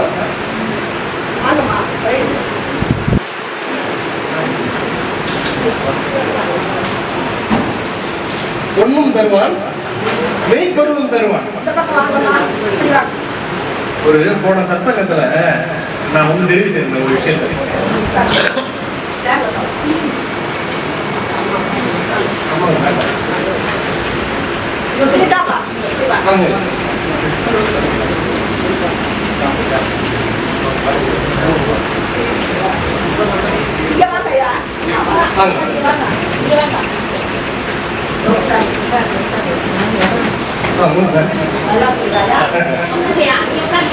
போன சத்சங்கத்துல அடியனுக்கு தெரிவிச்சிருந்தேன். குருநாதர் சில விஷயங்கள்லாம் அடியனுக்கு கொடுத்துருக்காருன்னு சொல்லியிருந்தேன். ஒருத்தர் எனக்கு ஃபோன் பண்ணி கேட்டாரு, எனக்கு ஒரு 10 கோடி வேணும். சத்தியம் தான், எதுவும் மாற்றி சொல்லலை. எனக்கு ஒரு 10 கோடி வேணும், அதை சம்பாதிக்கிறதுக்கான வந்தாலும் தான் சொல்லி கொடுத்தேன். எப்படி போய் முடிஞ்சிருக்கு பாருங்க விஷயம். நான் எந்த நோக்கத்தில் சொன்னேன், நான் ஒரு எழுத்து மாற்றி சொல்லலை. இங்க உட்காந்து இந்த ஸ்தானத்தில் உட்கார வச்சு பாருங்க. ஃபோன் பண்ணி எனக்கு நான் வீட்டில் கூட சொல்லலை, எதுவும் சொல்ல வராங்க. ஐயா உங்களுக்கு தான் குருநாதர் என்னமோ விஷயம் கொடுத்துருக்கிறாரு சொல்றீங்களே, எனக்கு 10 கோடி வேணும். ஏயா நான் கேட்டேன், போதுமா 10 கோடி? அவர் என்ன சொன்னாருன்னா, ஐயா நான் சந்தோஷமா நான் அனுபவிக்கிறது கேட்கல, நான் தான தர்மம் பண்ணுறது கேட்கறேன். சிவனுக்கு தெரிய யார் யாருக்கு எது எது தரணும்னு நீ அதை பத்தி நீ ஒன்னு ஃபேமிலியை நீ பார்த்து வேலைக்கே போனான். சத்தியம், நான் பேர் கூட சொல்லக்கூடாது, சொல்லக்கூடாது. வேலைக்கே போனாங்க. அவன் கேட்கறான் 10 கோடி வேணும்னு கேட்கறான். ஏன்னா நீ வேலைக்கு போய் முதல்ல அவங்களாம் காப்பாத்துறான், அதுக்கப்புறம் பாத்துக்கலாம். நான் தேவையில்லாத சிந்தனைடா ஐயா, எனக்கு அந்த ஒண்ணு மந்திரம் மட்டும் சொல்லுங்க, நான் வந்து அதை பயன்படுத்தி நான் வச்சு நான் எல்லாரும் செய்ய போறேன், எனக்குன்னு வச்சுக்கிறேன், நான் செய்வேன். நீ உங்க அப்ரோச் தப்பா இருக்கு, நீங்க தயவு செய்து போன் வச்சிருங்க, அது மாதிரி பேசக்கூடாது, அது மாதிரி சொல்லாதீங்க, எதுவுமே வேணாம் அப்படிதான் நான் ஏன் வேலைக்கு போறேன், அது மாதிரி நான் பணம் செஞ்சீங்கன்னா நான் அது மாதிரி இது பண்ணிக்கலாம்ல. ஒரு சொல்லு ஒரு இது கூட மாத்தி பண்ணக்கூடாது, பண்ணிட்டுனா மறுபடியும் மறந்து கிடக்கும். அதான் சொல்றீங்க, நீங்க பிரதமராகவே ஒரு பிறவியில போய் உட்கார்ந்தாலும் அது துன்பம் இருக்குது. ஒரு அமௌண்ட் பிக்ஸ் பண்றீங்க, அவர் சொன்னார்லயே 10 கோடி வந்துச்சுன்னா நான் சந்தோஷம் வேணும். 10 கோடி அவர் உண்மையிலே குருநாதர் அவருக்கு வழி சேர்ந்துட்டாருன்னா அதோட ஒரு அந்த லைன் திரும்பி வந்துடுவா, மனசு விடாது. அதை விட இன்னும் சூப்பரா கேட்கும், இன்னும் வேற மாதிரி கேட்கும். நீ எந்த மொழியில போய் நின்னாலும் அந்த மொழியில இருந்து இன்னும் தான் கேட்க, இது போதும்னு வராது. அதை போதும்னு தூக்கி போட்டு போனவங்க நம்பாது. எல்லா விதமான ஆற்றல்களையும் நம்மோடு வைத்து ஒண்ணுமே பயன்படுத்திக்காம வேலைக்கே ஒருத்தருக்கு ஒரு தவ வலிமை வந்து அந்த தவ வலிமை மூலமாக இது எல்லாம் கொடுப்பாரு. அந்த எல்லாம் கொடுக்கும்போது அது தனக்காக அவர் பயன்படுத்திட்டாரோ, ஏதோ ஒரு விஷயத்தை அவர் பயன்படுத்திட்டாரோ, அவ்வளவுதான், அது முடிச்சுது. அடுத்த நிலை ஏற முடியாது. அதனால இவங்களுக்கு கொடுக்கக்கூடிய அந்த அஷ்டாங்க யோகத்துல இருந்து வரக்கூடிய அந்த அஷ்டமா சித்துக்கள்லாம் சித்தர்கள் கிடைக்கிறது, அது வந்து அவங்க வைக்கிற பரீட்சை. அந்த அஷ்டமா சித்திகளை தனக்காகவோ இல்லை ஏதோ ஒரு நான் ஒரு மேஜிக் பண்ணி விபூதி எடுத்து காமிக்கிறேன், இப்படி சுத்தி செயின் வர வச்சு காமிக்கிறேன், இப்படி சுத்தி பிரேஸ்லெட் வர வச்சு காமிக்கிறேன்னா உங்களை வசியம் பண்றதுக்கு உன் மைண்டை சேஞ்ச் பண்ணி நான் வச்சுட்டு அதனால என்ன யோசிக்கணும். 10 பேர் நல்லா பாராட்டினா நல்ல மனுஷன் பார்த்தால் அவர் மாதிரி ஒரு ஆளே கிடையாது. அவர் பேசுறாருன்னா விடிவிடியே கேட்கலாம். 10 பேர் பாராட்டினா இருப்பாரு. பாராட்டுறோம் ஒரு நாள் பார்ப்போம், நம்மளும் ஒரு நாள் பார்ப்போம். இப்படியே ஒவ்வொன்றா நீங்க பார்த்துட்டு வந்தீங்கன்னா ஒண்ணுமே இல்லைங்க, ஒன்றும் கிடையாது. நம்ம சாமி ரெண்டும் தருவார், பொண்ணும் தருவார், மெய்ப்பொருளும் தருவார். அதை எதை நம்ம எடுத்துக்கிறோம் அப்படின்ற விஷயத்துலதான் நம்மளுக்கு விஷயம் இருக்கு. சுந்தரமூர்த்தி சுவாமிகளே விருதாசனம் பாரு, விருதாசனத்துல போயிட்டு ஒரு பாட்டு, ஒரு அருமையான பாட்டு இருக்கு. நஞ்சு இடை இன்று நாளை என்று உமை நச்சுவார், துஞ்சி இட்டால் பின்னை செய்வது என் அடிகேல் சொல்லி, பஞ்சு இட புட்டில் கீருமோ பனியீர் அருள், முஞ்சி இடை சங்கம் மாற்றும் முது குன்றம் அமர்ந்தீரே, நஞ்சு இடை இன்று நாளை என்று உமை நச்சுவார், துஞ்சியிட்டால் பின்னை செய்வது என் அடிகேல் சொல்லீர், பஞ்சியிட புட்டில் கீருமோ பனீரருள், முஞ்சியிடை சங்கம் மாற்றும் முதுகுன்றம் அமர்ந்தீரே. இந்த பாடல் வந்து சுந்தரமூர்த்தி சுவாமிகள் திருமுதுகுன்றம் என்று சொல்லக்கூடிய விருதாசனத்துல போய் பாடுறார் சந்நிதி முன்னாடி. இதுல என்ன சொல்றாருன்னா, சாமி உன் முன்னாடி வந்து அடியார்கள் வந்து எனக்கு இந்த செல்வத்தை கொடு, அந்த செல்வத்தை கொடு, இதை கொடு, அதை கொடு கேட்கறாங்க இல்லையா, கொடுத்துட்டு போய சாமி சொல்ற. கேட்கற போது இல்லைன்னா கொடுத்துறேன், நீ ஏன் காலதாமதம் ஆக்குற? இன்னைக்கு கேட்டவன் நாளைக்கு வருவானோ இல்லையோ தெரியாது, இன்னைக்கு கேட்டு போனா இல்லையா, அவன் நாளைக்கு வருவானோ இல்லையோ தெரியாது, கேட்கும் போதே கொடுத்துற சாமின்ற. ஏன் தெரியுமா சாமி நான் ரெக்கமெண்ட் பண்றேன், நீ இப்படி யோசிக்கிறியோ அவனுக்கு எவ்வளவு தரலாம், இவ்வளவு கொடுத்தா அவன் தாங்குவானா, இவ்வளவு கொடுத்தா அவன் தாங்குவானா, இவ்வளவு கொடுத்தா அவனுக்கு சரி வருமானு நீ யோசிச்சு நீ காலதாமதம் பண்ற. ஒன்னே ஒண்ணு உனக்கு ஒரு விஷயத்த சொல்ற சாமி, புரிஞ்சுக்கா, எவ்வளவு கொடுத்தாலும் அவன் போதும்னு சொல்ல மாட்டான், நீ எவ்வளவு வேணாலும் கொடு. அதுக்கு உதாரணம் சொல்றாரு சுந்தரமூர்த்தி சுவாமிகள். ஒரு பாட்டில் வச்சுக்கிறாங்கன்னா அந்த பாட்டில்ல பஞ்சை வச்சு சொருகி சொருகி சொருகி எவ்வளவு பஞ்சு வேணாலும் அந்த பாட்டில் குடிக்கும். ஒரு பாட்டில்ல பஞ்சை சொருகி சொருகி சொருகி சொருகி சொருகி எவ்வளவு வேணாலும் அழுத்தலாம்ல. பஞ்சியிட புட்டில் கீருமோன்ற பாட்டில் உடையுமா பஞ்சு சொருவிட்டான், எவ்வளவு வேணாலும் சொருவிக்கலாம். அது மாதிரி நீ எவ்வளவு பட்டாலும் அவன் வாங்குவான் சாமி. இவ்வளவு தரலாமா அவ்வளவு தரலாமா யோசிக்காத, நீ எவ்வளவு வேணாலும் கூட அவன் வாங்கிப்பான் அப்படின்னு இந்த பாடலை பாடினாருங்க சாமி. 12,000 பொண்ணு எடுத்து வந்து போட்டார் திருமுதுகுன்றத்துல. விருதாசனத்துல இந்த பாடலை பாடி சுந்தரருக்கு 12,000 பொண்ணு, நான் கணக்கு போட்டு பார்த்தேன், 12,000 பொண்ணு கணக்கு பண்ணா எவ்வளவு இருக்குன்னா 9,970 கிலோ வரும். கிட்டத்தட்ட 1 டன் தங்கத்தை கொடுக்குறாரு சாமி. இது ஒரு எந்த சாமினா யாருன்னா தருவாங்க. 1 கிலோ 1 டன் 1000 கிலோ தங்கத்தை வந்து போட்டாருன்னா சாமி எந்த சாமிங்க செய்வாரு? அதனால்தான் அவர் பண்ணார். பொன்னும் மெய் பொருளும் தருவானை, மோகமும் திருவும் உணர்வானை, பின்னையன் பிழையை பொறுப்பானை, பிழையலாம் தவிர படிப்பானை, இன்ன தன்மையன் என்று அறியவண்ணா எம்மானை, அன்னம் வழக்கம் வழப்பழத்து அன்புரானை வழக்கலுமாக. ஒரு பொண்ணு வேணும்னாலும் தருவான், அவனுடைய அருள் வேணும்னாலும் தருவான். நீ எதை கேட்கிறையோ அதை எப்போது தருவது சிவம். வேண்டுவார்க்கு வேண்டுவன ஈவான் கண்டாய். அவன் எதை நீ நினைக்கிறையோ எது உங்ககிட்ட சேர்க்காத போக மாட்டான். அதுக்கு நீ செய்ய வேண்டியதெல்லாம் என்னன்னா அன்பு அன்பு அன்பு. சிவனுக்கு தெரிந்த ஒரே மொழி அன்புன்ற மொழி. சமஸ்கிருதமோ தமிழ்ல பாடினாலும் ஏதும் கிடையாது. அது எதை நீ பாடினாலும் அது அன்பு இல்லைன்னா வேறு. ஒரு கற்பனை தேர்தல் கூட போதும், உள்ள அன்பு செய்தா போதும். அந்த அன்புக்கு சிவபெருமான் செவி சாய்ப்பார் என்று சொல்லி நம்ம ஆன்மா ஒரு விஷயம் என்னன்னா ஸ்படிகம் மாதிரி ஆன்மா. ஒரு ஸ்படிகம் எப்படி இருக்கு அது மாதிரி ஆன்மா. ஒரு ஸ்படிகத்துக்கு கீழே ஒரு ரெட் லைட் வச்சிங்கன்னு வச்சுக்கலாம், அந்த ஸ்படிகம் தான் கலர் ஆகிடும், ரெட் கலர் ஆகும். அதுவே ப்ளூ கலர் வச்சிங்கன்னா ப்ளூ கலர். ஸ்படிகத்துக்கு நிறம் கிடையாது, நீங்க எதை வைக்கிறீங்களோ அது மாதிரி இருக்கும். ஆன்மாவுக்கு அது மாதிரி சிவத்தோடு சேர்ந்துன்னா அது சிவமாயிடும், உலகாயத்தோடு சேர்ந்துன்னா அது உலகாயத்தம். எதில் நீ எடுத்து போய் வைக்கிறன்னு தான் உங்ககிட்ட இருக்கு.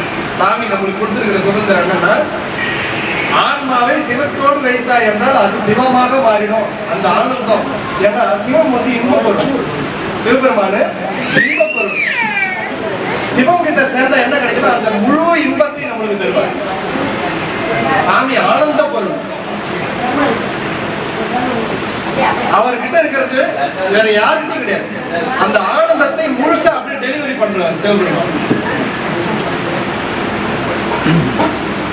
அதனாலதான் சிவனோடு சேர்ந்து அந்த ஆனந்தத்தை முழுசா பெற்றுக் கொண்டிருந்தார்கள் நம்மளுடைய அடியார். சிவம் கிட்டதான் அந்த ஆனந்தம், அதுதான் சிவானந்தம். ஓஷோ போன்ற பல மகான்கள் என்ன சொல்றாங்கன்னா ஒரு நுட்பத்துல தவறா பிரிஞ்சிருந்தாங்க. பாராட்டத்தக்கவர்கள் நிறைய பேரை திருத்திருக்காங்க, அதெல்லாம் ஓகே.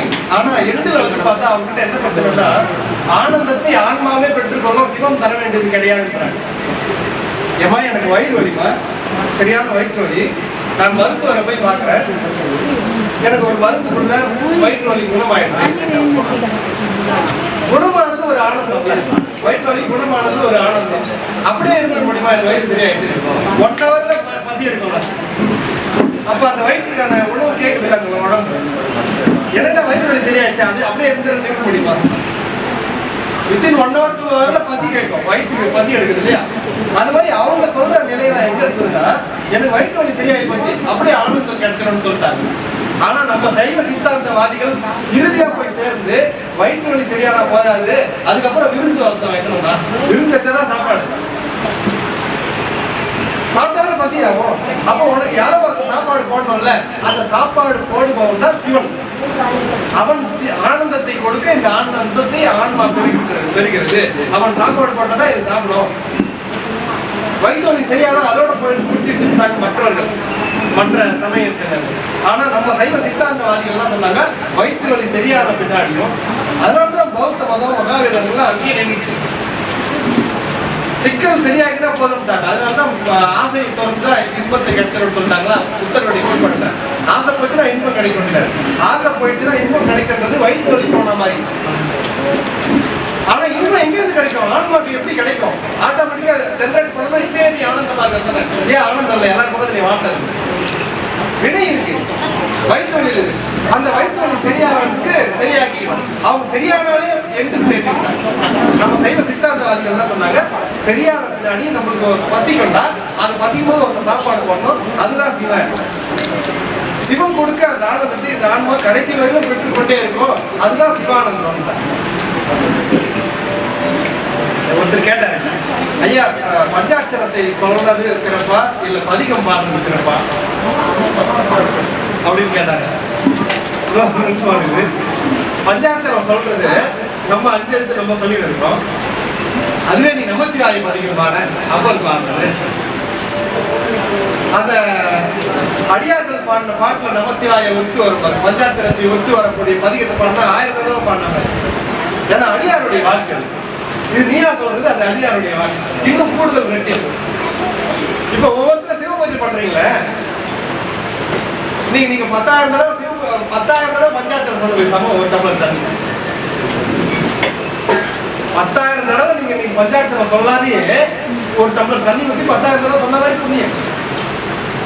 சும்மா கிடையாது சிவ பூஜை. சிவ பூஜைக்கு நிகர் வேறு எதுவுமே கிடையாது. இன்னைக்கு நம்ம வீடியோ பார்த்து அத்தனை பேர் 12 மணிக்கு பூஜை பண்றாங்க. ரொம்ப பெருமையா சந்தோஷமா இருக்கு. சிவ பூஜைக்கு அவ்வளவு வேல்யூ. பெற முடியாததெல்லாம் பெறலாம். சாத்தியம் அத்தனையும் சிவன் கிட்ட சாத்தியம். சிவனால் தர முடியாதது எதுவும் கிடையாது. ஆனா நம்மளுக்கு எதுவும் வேணாம். அவங்க கிட்ட இருக்கிற அந்த ஆனந்தம் தான் வேணும். ஏன்னா மற்றதெல்லாம் கொடுத்து ஏமாத்துவோம். வாங்கிக்காதீங்க.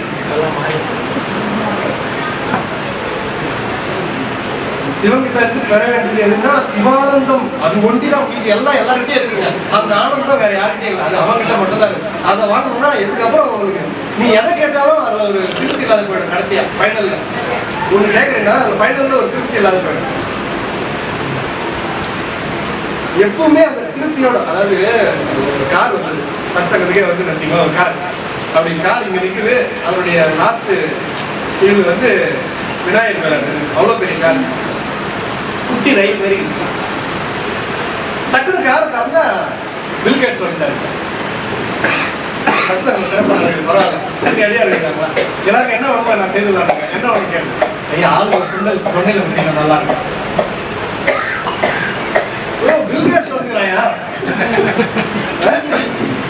ஒரு தொண்டையில எல்லாருக்கும் ஒரு சுண்டல் வாங்கிக்கிட்டா நல்லா இருக்குங்க. அது அவங்களுக்கு எவ்வளவு அசிங்கம். இல்லை நல்ல கெப்பாசிட்டி என்ன இருக்கு. சிவன் கிட்ட மற்ற விஷயம் கேட்கறது அதே மாதிரி. சிவபெருமான் கிட்ட நீ மற்ற விஷயம் கேட்கறது சாமி ஒரு சுண்டல் ஒரு கிலோ ஒரு தொண்டையில ஒரு சுண்டல் கொடுன்னு கேட்கற மாதிரி ஆனந்தம் சார் பொருள் ஆனந்த பொருள். அதை கூட வேற உலகத்துல ஏமா எல்லாருக்கும் எதுக்காகமா வாழணும். ஒவ்வொரு நிமிஷமா சந்தோஷமா இருக்கணும்னு எல்லாரும் நினைக்கிறோம். எனக்கு கஷ்டம் வரணும்னு யாருன்னா கேட்போமா? கஷ்டம் இல்லாத சந்தோஷமா இருக்குன்னு பாக்குறோம். நீ எதை பண்ணாலும் ஒரு கஷ்டம் இருக்கும். கஷ்டமே இல்லாத இருக்கணும்னா சிவானந்தம். அந்த சிவானந்தம் பெறக்கூடிய ஒரு ஸ்டெப் தான் இந்த திருவாசகம், சிவ பூஜை, சத்சங்கம். ஏன்னா ஆன்மா சேர்ந்துதான் மன்னம் சேரும். இப்ப சத்சங்கம் கேட்டுக்குது. டக்குன்னு ஒரு பக்கத்துல ஒரு நடிகர் வந்துட்டார், இளைய தளபதி விஜய் வந்துட்டாருன்னா இங்க இருக்கா நீங்க எப்படி இருப்பாங்க முதலமைச்சரா முதலமைச்சர் இங்க எத்தனை பேர் பேசுவாங்க? ஐயா சிவானந்தத்தை கேளுங்க. ஏன்னா அதை நிறுத்த நாளைக்கு வந்து அடுத்த தகவல் கேளுங்க. முதலமைச்சர் போயிடுவாரு. ஆன்மா சேர்ந்ததை போயிடும். அதை இழுத்து கட்டி போட்டு கூட்டு வந்து சிவன் கிட்ட ஒப்படைக்கணும். அதுதான் நம்மளுடைய நோக்கம். ஏன்னா ஆனந்த பொருளை அனுபவிச்சே ஆகணும். இல்லைன்னா பிறவி பயன் அனுப்பணும்.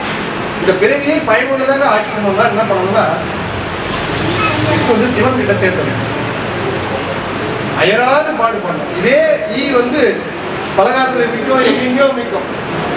அது மாதிரி நம்ம சிந்தனை போயிடக்கூடாது. இந்த நேரம் சிவன்ல இருக்கும், அடுத்த நேரம் டிவியில போயிடும், அடுத்த நேரம் வேற எதுல எப்படி மாறி மாறி உட்கார்ந்து எல்லா சிவனையும் பதம் பார்க்குதோ அது மாதிரி தான் யூஸ் கிடையாது. சிவன் கிட்ட வந்து பயன் நிலையே அதுல உட்காந்து.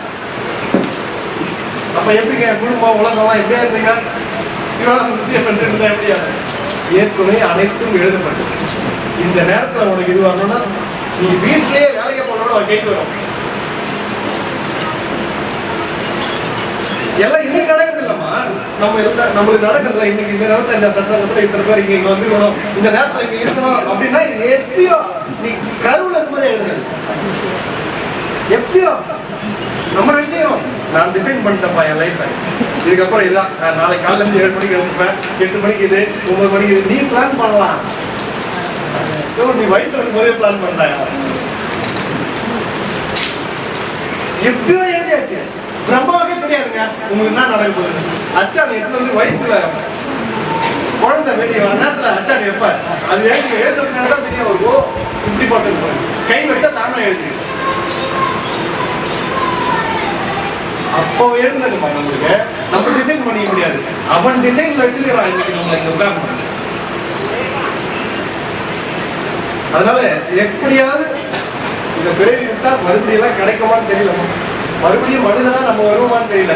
இதே உற்றாரோட இத்தனை கூட்டத்து மத்தியில நம்மளாம் வரதுலாம் சாத்தியமே கிடையாது. அதனால பயனுள்ளதாக ஆகிடும். ஒவ்வொரு பொழுதையும் சுவனோடு கழித்து இது பண்ணிக்கணும். எதில் இருந்தாலும் எதில் நீங்கள் மைண்ட் வச்சாலும் ஒரு நிமிஷம் கடவுள் நினச்சி. ஒரு நல்லது வந்துன்னா 20 நாளும் கிடைச்சிருக்கோம். ஒரு கெட்டது வந்துட்டா ஏதோ அவருக்குமே இந்த அளவுக்கு அதை ஆச்சு. எல்லாத்தையும் அவருக்கு கனெக்ட் பண்ணினே இருக்கு. அதுதான் சிவானந்தம். சாமியை நினச்சின்னு இருந்தால் உட்காந்து வேலை செய்யாதெல்லாம் இல்லை. நீ எதை செய்தாலும் அவனோட ஒன்று செய்யணும். அப்படியே பிடிச்சிங்கன்னா நல்லா இருக்கும்.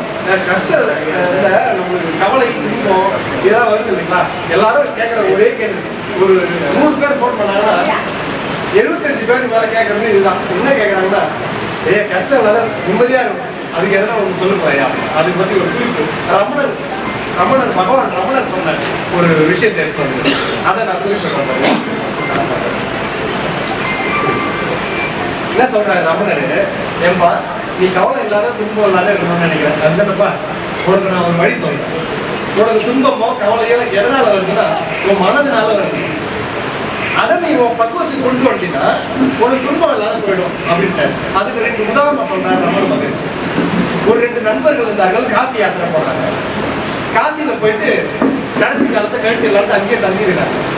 காசியில போகும்போது ஒருத்தர் என்ன ஆச்சு, திடீர்னு ஆக்சிடென்ட் ஆகி செத்துறாங்க.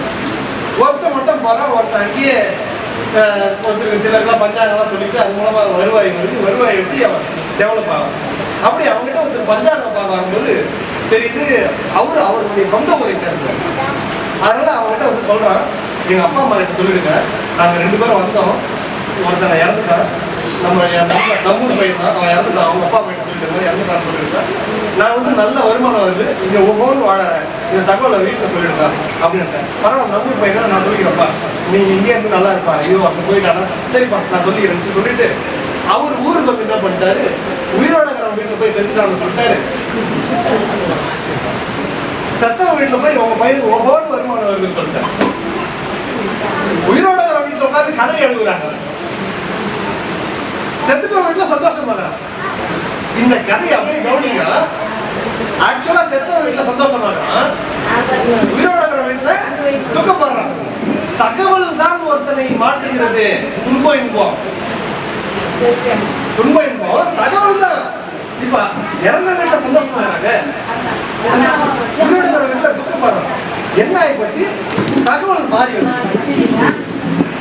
இன்னும் சூப்பரா சொல்றாங்க, கையில மோதிரம் போடுது, சும்மா கையில மோதிரம், காலையில இருந்து ஒர்க் பண்றீங்க, அது எப்படியோ கேண்டி வந்து கவனிக்க, சாயந்தரம் கையெழுத்து போட்டு கிளம்புற பார்த்தா மோதிரம் காணும். அது காலையில நீ டியூட்டிக்கு வரும்போது 9 மணிக்கே விழுந்துருச்சு. இவ்வளவு நேரம் நீ அதை பத்தி கவலையே பண்ணல. 5:30 மணிக்கு கையெழுத்து போடும்போது பார்த்தா மோதிரம் காணும். ஐயோ இவ்வளவு மோதிரம் போச்சு, வயிறு மோதிரம் போச்சு, எவ்வளவு பணம் போச்சு அப்படின்னு கேட்டுறேன். 9 to 5:30 வரைக்கும் உன் கையில இல்லை, ஆனா நீ அதை பத்தி கவலைப்பட்டியா? 5:30 மணிக்கு பார்த்த உடனே உனக்கு ஏன் கவலை வருது? ஏப்பா மோதிரம் மிஸ் ஆனதுக்கு நீ கவலைப்படுறா, நீ மிஸ் ஆச்சுன்னா 9 மணிக்கே நீ கவலைப்பட்டுருக்கோம். ஏன்னா நீ அது மேல கவனம் செலுத்தல. அப்போ உனக்கு கவலைப்பட வைப்பதெல்லாம் எதுன்னா உன் மனம் எங்க புரியல. அந்த மனசை நீ 1 வருஷம் வைத்துக் கொண்டாயானால் நீ நிம்மதியா இருப்பானா, எந்த குறையும் கிடையாது. எதுக்கு நீ கவலைப்பட்ட? ஐயோ 1 கோடி ரூபாய் மோதிரம் போச்சு, நான் எப்படி கஷ்டப்பட்டு சம்பாதிச்சேன், அது 9 மணிக்கே போச்சு, நீ அப்ப கவலைப்படலையே. இது போச்சு, உனக்கு எண்ணம் எழுந்து அது மூலமா தான் உனக்கு துன்பம். ஒவ்வொரு துன்பத்திலையும் அதை எண்ணத்துல நீங்க கொண்டு வந்து வைப்பதனாலதான் அது துன்பம். அதை கண்டுக்காத விட்டீங்கன்னா அது கண்டுக்காத போயிடும். எப்படிதான் லாஸ்ட் தானே, மோதிரம் போச்சுன்னா போச்சுதான், நீ உட்கார்ந்து கஷ்டப்பட்டுனா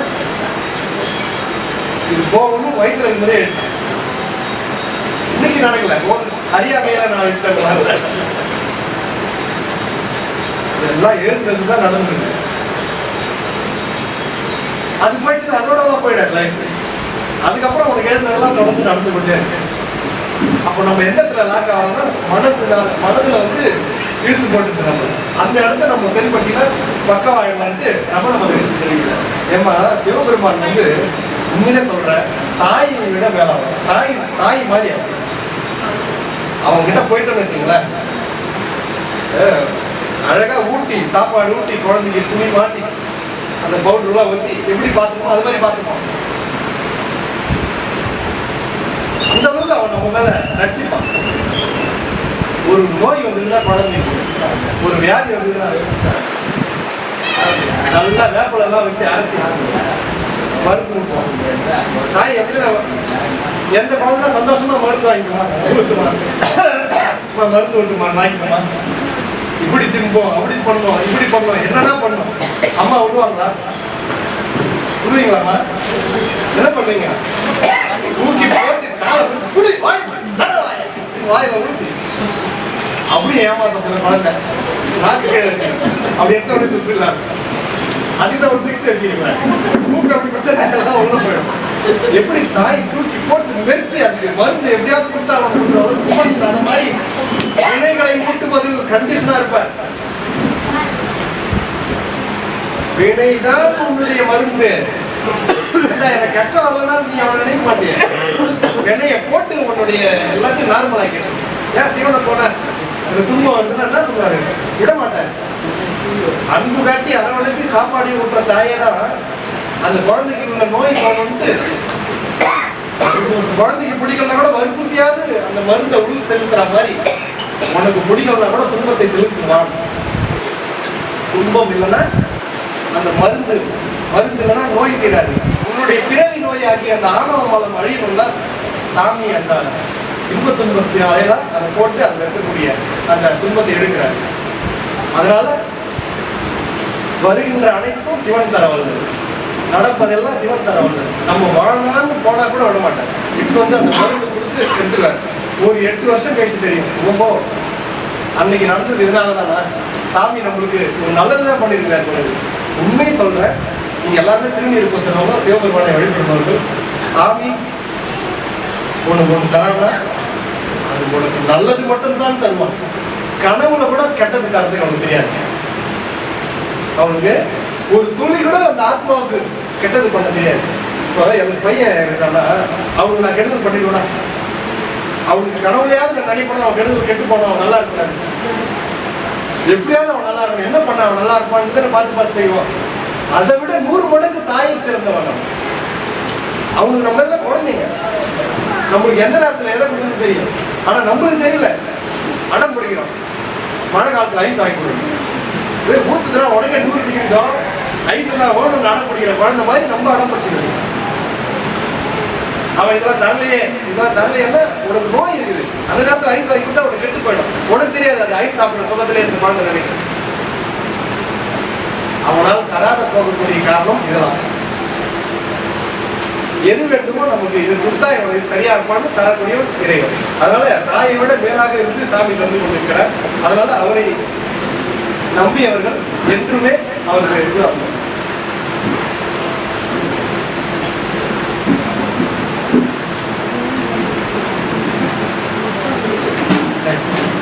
பன்னெண்டரை மணி ஆகுது.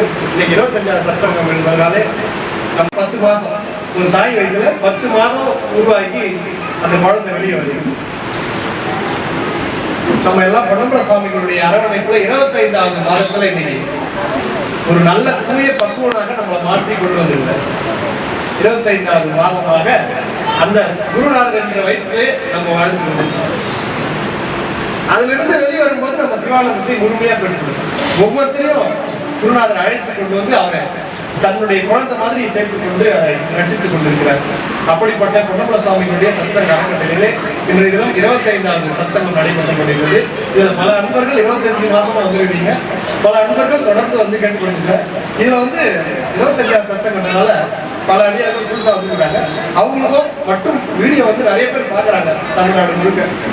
அவங்களுக்கும் இந்த விஷயங்கள் போய் சேரணும். 25 மாசத்துல குருநாதன் மூலமா நீங்க பெற்றதை ஏதோ உங்களுக்கு தெரிஞ்ச விஷயங்கள ஒரு நிமிஷம் அந்த நான் இந்த செம்பாக்குன்ற ஊர்ல வந்து ஒரு 30 ஆண்டுகளுக்கு முன்னே எனக்கு இந்த பரீட்சைக்கு நான் போக்குவரத்துல இருந்தா பஸ் ஓட்டுநர், செம்பாக்கம் பஸ் ஓட்டுநர். ஆனா அடியார்கள் நானே எப்படி எனக்கு கிடைச்சதுன்னா எனக்கு எதுவுமே தெரியாது. எனக்கு எதுவுமே தெரியாது.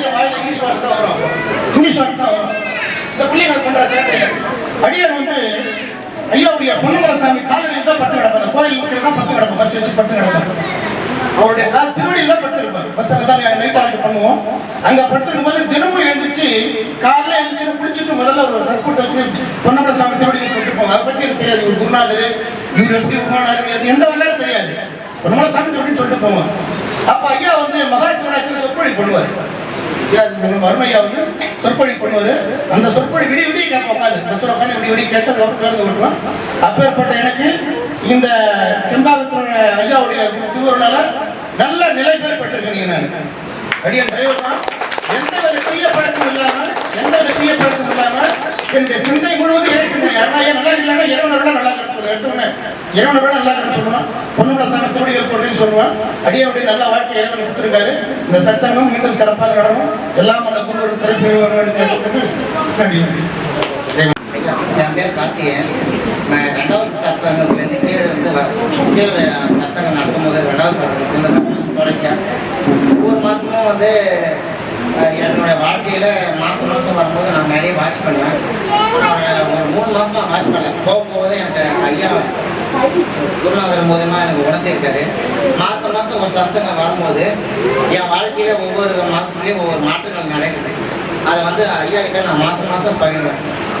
25 மாதமாக வந்து வாட்ச் பண்ணுறதுல எனக்கு ஒரு மனக்குழப்பம் வந்து சத்சங்கத்து மூலயமா நிவர்த்தி ஆகும். இந்த மாதம் நான் சொன்னது போன மாதம் ஒரு மன சஞ்சலமாகவே இருந்தது. ஐயா கிட்ட சொல்லும் போது எனக்கு வந்து எல்லாம் ஐயா கொடுத்த வரம் தான். மாதம் எனக்கு வந்து நிறைய விஷயங்கள் ஐயா மூலயமா நான் தெளிவாகிடுது. மாதம் சொல்கிறது எனக்கு அப்படியே என் வாழ்க்கையில் தெளிவுபடுத்துகிற மாதிரி இதுதான் சொல்லணும்னு நினச்சிருந்தேன். இந்த மாதமும் எனக்கு ஐயா ஒரு குறிப்பு சொன்னது ஒரு மன நிறைவாக இருக்கு. மூலமாக நம்ம என்ன பெற்றோம் அப்படின்னா, இங்கே வந்த மூலமாக தான் நம்ம பக்குவம் அடைகிறோம். நம்ம இங்கே பாடுறோம், நம்ம பக்தியில் இருக்கோம். பக்குவம் அடையணும், நம்ம இன்னும் இறைவன்கிட்ட நெருங்கணும் அப்படின்னா இந்த சத்சங்கம் நமக்கு ரொம்ப பயனளிக்கும். இந்த சத்சங்கத்தை யாருமே மிஸ் பண்ணாதீங்க. இதில் நான் என்ன அனுபவிக்கிறோன்றது வந்தால் தான் புரியும். நான் இப்போ என்ன சொன்னாலும் நீங்கள் வந்து பாருங்க. இப்போ ஐயா சொன்ன மாதிரி ஒவ்வொரு மாதமும் உங்களுக்கு ஒவ்வொரு மனமாற்றம் இருக்கும். இப்போ நான் என்ன மாற்றம் அடைஞ்சேன் அப்படின்றது எனக்கு மட்டுமே தெரியும். அது சில சொன்னாலும் புரியுமான்னு தெரியல. ஆனால் நம்ம ஒவ்வொருத்தரையும் எதை மிஸ் பண்ணிகிட்டே இருப்போம். இந்த மனமானது ஐயா சொன்ன மாதிரி போயிட்டே இருக்கோம் எங்க வேணாலும். அதை நம்ம பக்குவம் அடையணும்னா அது கண்டிப்பா இந்த சத்சங்கம் நமக்கு உதவி செய்யும். குரு நம்ம கிட்ட பேசுவாரு, நம்மளை வழி நடத்துவாரு. இதை நம்ம கண்டிப்பா உணரலாம். இந்த சத்சங்கத்தை யாருமே மிஸ் பண்ணாதீங்க. குருவுக்கும் அருணையாக்கும் மிக்க நன்றி. ஆரம்பத்துலேருந்து தான் அந்த சத்சங்கத்துக்கு வந்து நினைக்கிறேன். அதாவது வந்து எல்லா இடத்துலையும் போனால் கோயிலுக்கு போனால் நம்ம மனக்குறை தீரணுவாங்க. ஆனால் எனக்கு வந்து நான் நிறைய அனுபவிச்சிருக்கிறேன். சொல்ல வார்த்தை இல்லை. ஆனால் நான் இந்த சத்சங்கத்துக்கு வந்து நிறைய மாற்றமாக இருக்கு. எல்லாமே குரு தான். நான் என்ன நினைக்கிறேனோ அதை கண்டிப்பாக முதல் குரு பேரை சொல்லிட்டு தான் நான் ஆரம்பிப்பேன். எனக்கு கரெக்டாக எல்லாமே நல்லபடியாக நடந்துதான் இருக்கு. எவ்வளோ நிறைய துன்பங்களால் நான் இங்கே ஐயா கிட்ட வந்து வாரம் வந்து விண்ணப்பம் வச்சுட்டு போகிறேன். அது நடந்து கண்டிப்பாக நடக்குது. என்னோட மனசு இவ்வளோ தூரம் ஒரு பக்குவம் அடைஞ்சிருக்குதுன்னா ஐயாவோட குருநாதனுடைய துணை தான். ரொம்ப நான் அடிக்கடிக்கு கோபம் வரும். நிறைய எல்லாரையும் சிரிச்சிருன்னு பேசுவேன். இப்போ அந்த கோபம்லாம் இல்லை. எனக்கு எல்லாமே அப்படியே இருக்கும். என் பேர் இருந்துச்சா. நான் வந்து அடிக்கடி வர மாட்டேன். எப்பயாவது தான் வர முடியாதனால எங்க பெரியம்மா தான் வந்து எனக்கு இவங்களை வந்து சொன்னாங்க நம்ம ஐயாவை. எனக்கு வந்து ஏதாவது ஒரு கடவுள்கிட்ட கேட்கணும், இல்ல மனசுல ஏதாவது குறை இருக்கு, இல்ல என்னோட கஷ்டம் ஏதாவது கேட்கணும்னா இங்க வந்தேன்னா ஐயா கரெக்டா அதுக்கான பதில் சொல்லிடுவாரு. இந்த விஷயம் குழப்பமா இருக்கா, லைஃப்ல என்ன பண்றது, என்ன டிசிஷன் எடுக்கலாம், எப்படி போலான்னு ஒரு கஷ்டத்தோட வருவோம். எல்லாருக்கும் ஒரு கஷ்டம் இருக்கும்ல. அப்படி வரப்ப ஐயா பேசுறப்பவே அதுக்கான சொல்யூஷனே சொல்லிடுவாங்க. இதான் பதில். கடவுள் கிட்ட உரையாடுற மாதிரி இருக்கும் எனக்கு ஐயா கிட்ட பேசுறப்ப. லைஃப்ல வந்து ஒரு சில விஷயம் கடவுள் ஸ்ட்ரெயிட்டா சொல்ல மாட்டாரு. ஒரு ஆசிரியர் குரு மூலியமா சொல்லுவாங்கன்னு சொல்லுவாங்க. ஸோ ஐயா வந்து எனக்கு குரு மாதிரி. அவர் வந்து எனக்கு ஐயா சொல்லுவாங்க குருவே சிவம் அப்படின்வாங்க.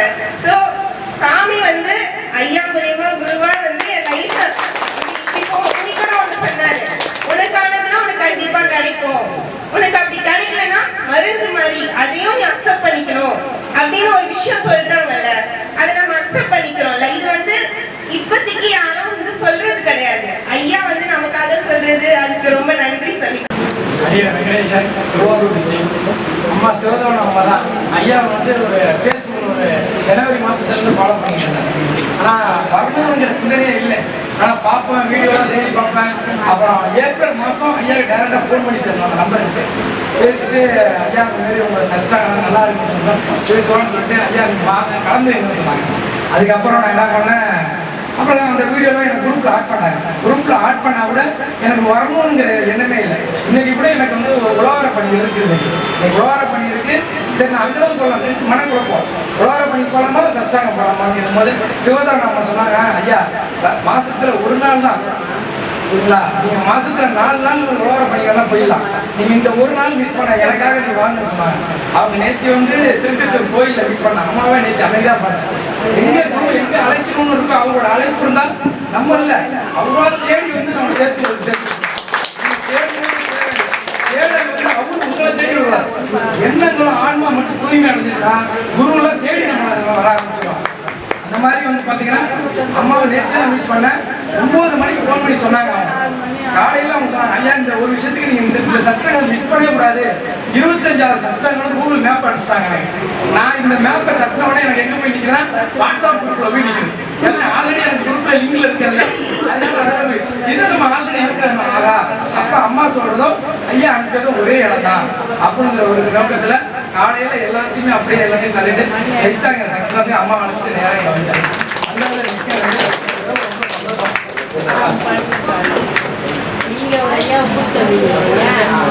நானும் அது மட்டும் இல்லாமல் ஐயா சொன்ன அத்தனை விஷயங்களையுமே என்ன பண்ணுறேன்னா நேற்று நைட்டு நாங்கள் டிஸ்கஸ் பண்ணோம். ஒரு அம்மா கூட நான் சிவதான அம்மாட்ட பேசிட்டு இருக்கோம். அப்புறம் நானும் ஒரு டிஸ்கஸ் பண்ணோம். சிவனடியால் என் கூட ஒருத்தர் வந்துருக்காங்க, அந்த இருக்காரு அவரும் திருவாரூர். அந்த ஐயாவுக்கு நான் ஷேர் பண்ணுறேன். அவங்க எனக்கு நிறைய விஷயங்கள் சொல்லுவாங்க, இந்த மாதிரி இருக்கணும் இந்த மாதிரி இருக்கணும் அப்படின்னு வழிமுறை பண்ணும்போது. இப்போ நாங்கள் இங்கே வந்து உட்காந்ததுக்கு அப்புறம் அப்படியே நைட்டு நாங்கள் டிஸ்கஸ் பண்ண அத்தனை விஷயங்கள் அப்படியே எங்களுக்கு பிரதிபலிச்ச மாதிரி இருந்துச்சு. அப்படியே நாங்கள் என்ன நினைச்சோமோ அது அப்படியே சொல்ற மாதிரி இருக்கு எனக்கு அப்படியே மனசுல. இதுதான் இப்போ 2 பேரும் பக்கத்தில் உட்காந்துருக்கும் போது நாங்கள் என்ன சொல்லிட்டு உட்காந்தோம்னா, இதை தானே நம்ம நைட்டுக்குள்ள பேசிட்டு இருக்கோம், இந்த ஞான உபதேசத்தை தானே நம்ம நினைச்சோம், அது அப்படியே பொறுப்பு இது பண்ணுறாங்க இல்லையா. என்னோட பேர் மகேஸ்வரி. நான் வந்து 3ஆம் மாதத்துலேருந்து வரணும்னு நினைக்கிறேன். ஃபர்ஸ்ட்லேருந்தே சொன்னாங்க, ஏன்னா என்னால் வர முடியல. ஆனால் 3 முறை நான் வரணும் தான் நினைக்கிறேன். என்னால் வர முடியலன்னு ரொம்ப கஷ்டப்பட்டேன். 4ஆவது மாதத்துலேருந்து மனசில் இதை பற்றி நினச்சாலே இதை கூப்பிட்டு வந்துட்டாருன்னு சொன்னாங்க. அது 100% உண்மை. நீங்கள் ஏதாச்சும் ஒரு குழப்பத்தோடு வந்தாலும் சரி, ஒரு தெளிவு வேணும் அப்படின்னு நீங்கள் வந்தீங்கன்னா நீங்கள் உங்ககிட்ட கேட்க வேண்டிய அவசியமே இல்லை. நீங்கள் மனசில் நினச்சாலே அதுக்கான பதில் அவர் கொடுத்துருவாரு. எனக்கு இங்கே வந்ததில் நான் எவ்வளோ தெளிவாக இருக்கேன்றது, நான் நடந்துக்கிற விதம் எனக்கே தெரியுது. நான் மற்றவங்க சொல்லணும் அப்படின்றது இல்லை, நான் எப்படி இருக்கேன்றது எனக்கே தெரியுது. இது எல்லாத்துக்குமே காரணம் குருநாதர் மட்டும்தான். நமசிவாயம். எங்கள் ஐயா வந்து எங்கள் ஊரை பக்கத்தில் எங்கள் சந்திரமணீஸ்வரர் ஆலயத்தில் வந்து சொற்பொழிவு செய்யறதுக்குலாம் எனக்கு எங்கள் ஐயாவை தான் தெரியும். இறைவனுடைய அருள் இருந்தால் தான் நம்ம ஐயா கூட தெரிஞ்சுக்க முடியும். அது மாதிரி அப்போ ஐயாவுடைய சொற்பொழிவுலாம் நான் கேட்பேன்.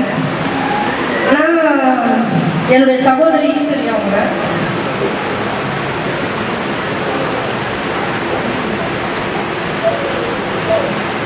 எல்லாரும் தொடர்புலாம் சத்தங்களுக்கு வர முடியாது. ஏன்னா என்னோட உடம்பு கொஞ்சம் பலவீனமாக இருக்கும், வர முடியாது. ஆனால் அடிக்கடி நான் வரும்போது ஐயாவுடைய சொற்பொழிவு கேட்டு அந்த வார்த்தைகளை என் மனசில் வச்சிருப்பேன். என்னோட ஒரு குடும்ப சூழ்நிலை காரணமாக நான் இருக்கும்போது கடந்த வருடம் ஒரு ஏப்ரல் 30ஆம் தேதி அப்போ ஐயா வந்து கந்த புராணம் வந்து வாட்ஸ்அப்பில் எல்லாருக்கும் இது பண்ணுவார். 20 நிமிஷம் செவ்வாய்க்கிழமையும் சனிக்கிழமையும் கந்த புராணம் ஐயா போட்டுட்டு இருந்தார். அதை கேட்டுட்டு இருப்பேன். அப்போ என் வாழ்க்கையில் எனக்கு ஒரு பெரிய ஒரு சம்பவம் நடந்துச்சு. ரொம்ப என் மனசை ரொம்ப பாதிக்கிற மாதிரி எனக்கு ஒரு சம்பவம் நடந்துச்சு. அப்போ நான் வந்து கேட்பேன், நான் வந்து இறைவனுக்குள்ளேயே தானே இருந்தேன், நான் உங்களுக்குள்ளேயே தானே இருந்தேன், எப்பவும் நான் உங்களை நினச்சிக்கிட்டு இருக்கேன். ஐயாவுடைய சொற்பொழிவு நான் உங்களை வர முடியலனாலும் கந்த புராணத்தை நான் கேட்பேன், ஐயாவுடைய வார்த்தைகள் நான் சிந்திப்பேன், அது பிரகாரம் நடக்கணும்னு முயற்சி பண்ணுவேன், எல்லாமே நான் செய்வேன். ஆனாலும் எனக்கு அந்த துன்பம் வந்து எனக்கு ஒரு பெரிய துன்பம் வந்து நான் வந்து ரொம்ப மன உளைச்சலுக்கு நான் ஆளாயிட்டேன். அது ஐயா ஐயா வரும்போது ஒரு கோழி கேட்பேன். ஆனால் ஐயாவே வந்து எனக்கு நேரில் வந்து இதெல்லாம் சொல்லி இதெல்லாம் எனக்கு தெரிய வச்சு இந்த ஒரு அறிவுறுத்தல் இந்த ஞானத்தை தான் என் வாழ்க்கை இந்த நிமிஷம் வரை நான் கடந்து வரேன். இன்னைக்கும் கடந்து வரும்போது எனக்கு வந்து இந்த இங்கேயே வந்து இப்போ ஐயா எவ்வளோ ஒரு போதனை கொடுத்தாரு. இது மாதிரி நம்ம ஒவ்வொருத்தருக்கும் ஒரு பிரச்சனை இருக்கும்போது இந்த ஐயாவுடைய இந்த அறிவுரையை தான் நம்ம மனசுல வச்சுக்கிட்டு நம்ம கடந்து வரணும். இறைவனை நம்ம வந்து நமக்கு ஏன் இது நடந்துச்சு, ஏன் நம்ம இப்படி இருக்கோம் அதெல்லாம் நினைக்காம இறைவன் நமக்கு அனுபவிச்சதுன்னு சொல்லிட்டு நம்ம ஏற்று நம்ம வாழணும்.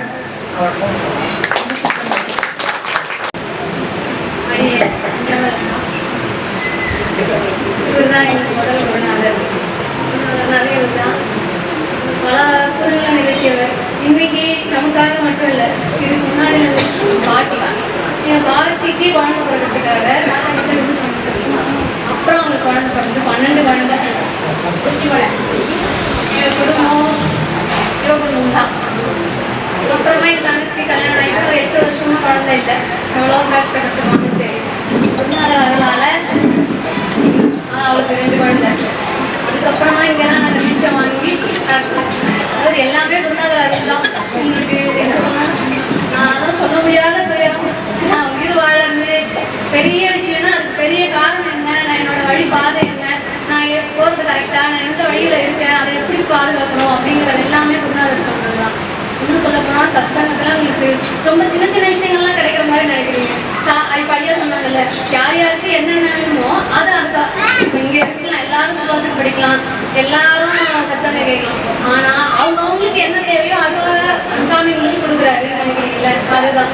ஆனால் இங்கே பெரிய பெரிய பெரிய பெரிய விஷயம் நீங்கள் எங்கேயுமே எப்படிப்பட்ட குருநாதர்களும் புக்கு போட்டு மறைச்சி இப்போ எப்படி பிள்ளைய வச்சுருக்காங்க. இல்லை எனக்கானது எங்கள் குடும்ப சொத்து, நாங்கள் ஏன் உங்களுக்கு தரணும் அப்படிங்கிற மாதிரிலாம் இல்லாமல் பெரிய பெரிய பெரிய பெரிய கருத்துக்கள் நீங்கள் நிறைய படிக்கும்போது தெரியும். சிவஞான கொள்கைகளாகட்டும், நான் சில ரொம்ப சிம்பிளாக இதுக்கு இதான் வழி அப்படிங்கிறத ரொம்ப எளிமையாகவும் சொல்கிறவங்க ஐயா தான். வேறு யாரும் அதை எளிமையாக சொல்கிற மாதிரி எனக்கு தெரியல. ஐயா உங்களுக்குமே பார்க்கும்போது கூட தெரியும், ரொம்ப பாவம் மக்கள் கூட அது புரிஞ்சிடும். ஓ இது இப்படி, அதாவது அந்த ஊமைப்படுத்துதல் வந்து ரொம்ப அருமையாக இருக்கும் ஐயா கிட்ட. இதுதான் எனக்கு ரொம்ப ரொம்ப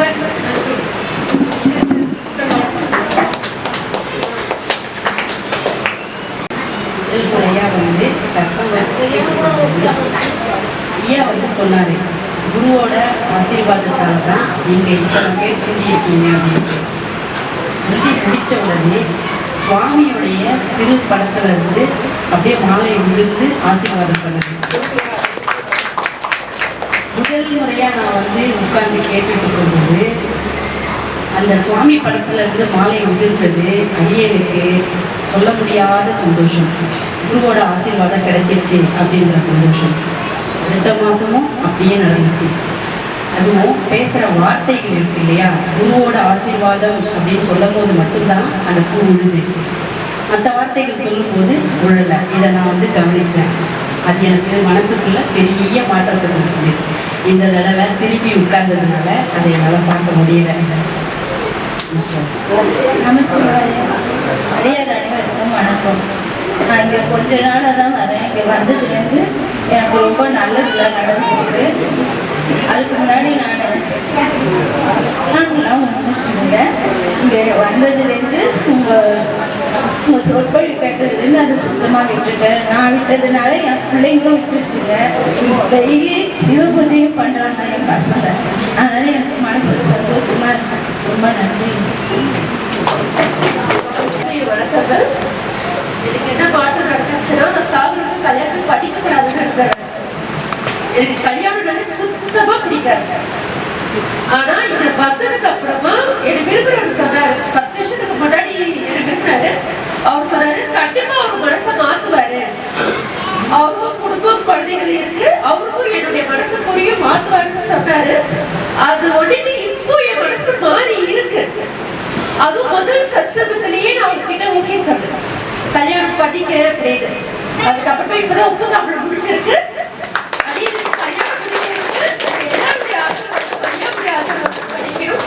இன்னொரு சில விஷயம் சொல்லுவோம், அதுக்கு சொல்லாம எனக்கு தெரியல. நான் நான்வெஜ் சாப்பிடுவேன், எனக்கு பிடிக்கும். ஆனா அவர்கிட்ட நான்வெஜ் கிடையாது. இப்ப நான் வந்து டைரக்டா போறேன்னா எனக்கு அது பழகிக்க முடியாது இல்லையா. அடியன் வந்து இங்க வந்து ஈஸ்வரி அம்மனை கூட்டிட்டு வந்து இங்க விட்டாங்க. அவங்க முதல்ல நான் சொல்றேன், ஒரே நாள் தான் நான் சந்திச்சிருக்கேன். மறுநாள் என்ன கூட்டிட்டு வந்து அவங்க விட்டாங்க. இன்னைக்கு இப்போ இப்ப எனக்கு 4 வருஷத்துக்கு பிடிக்கல.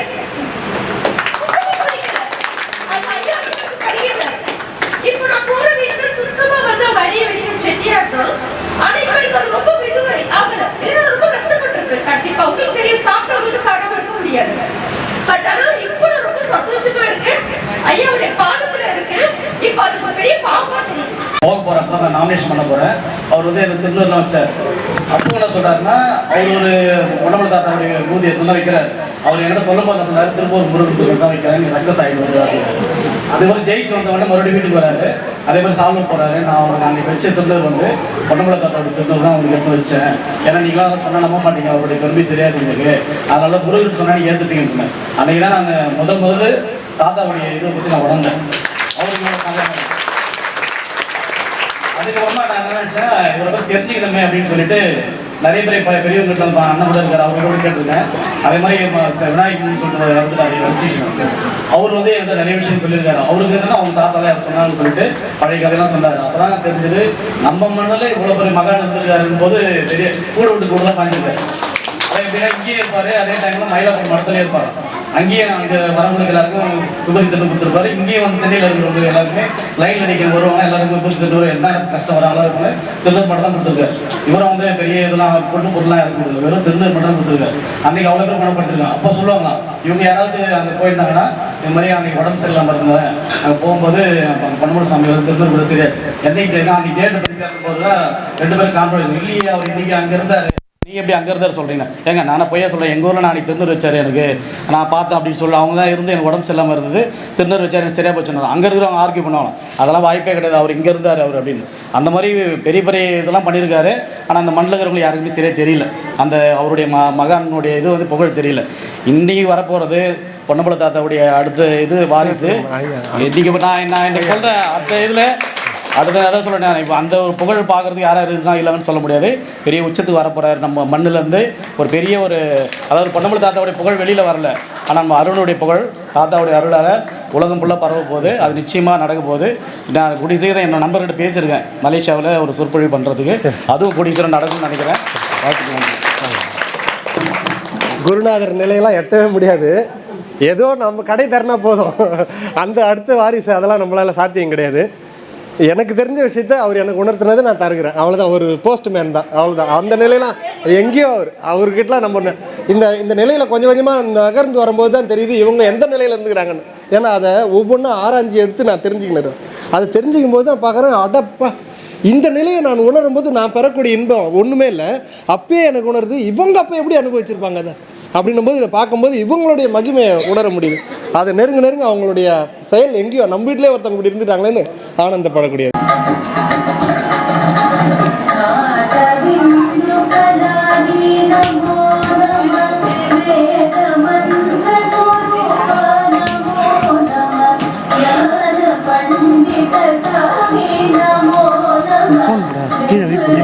கனெக்ட் ஆயிருக்கு என்னதுல இந்த ஃபோன் Namo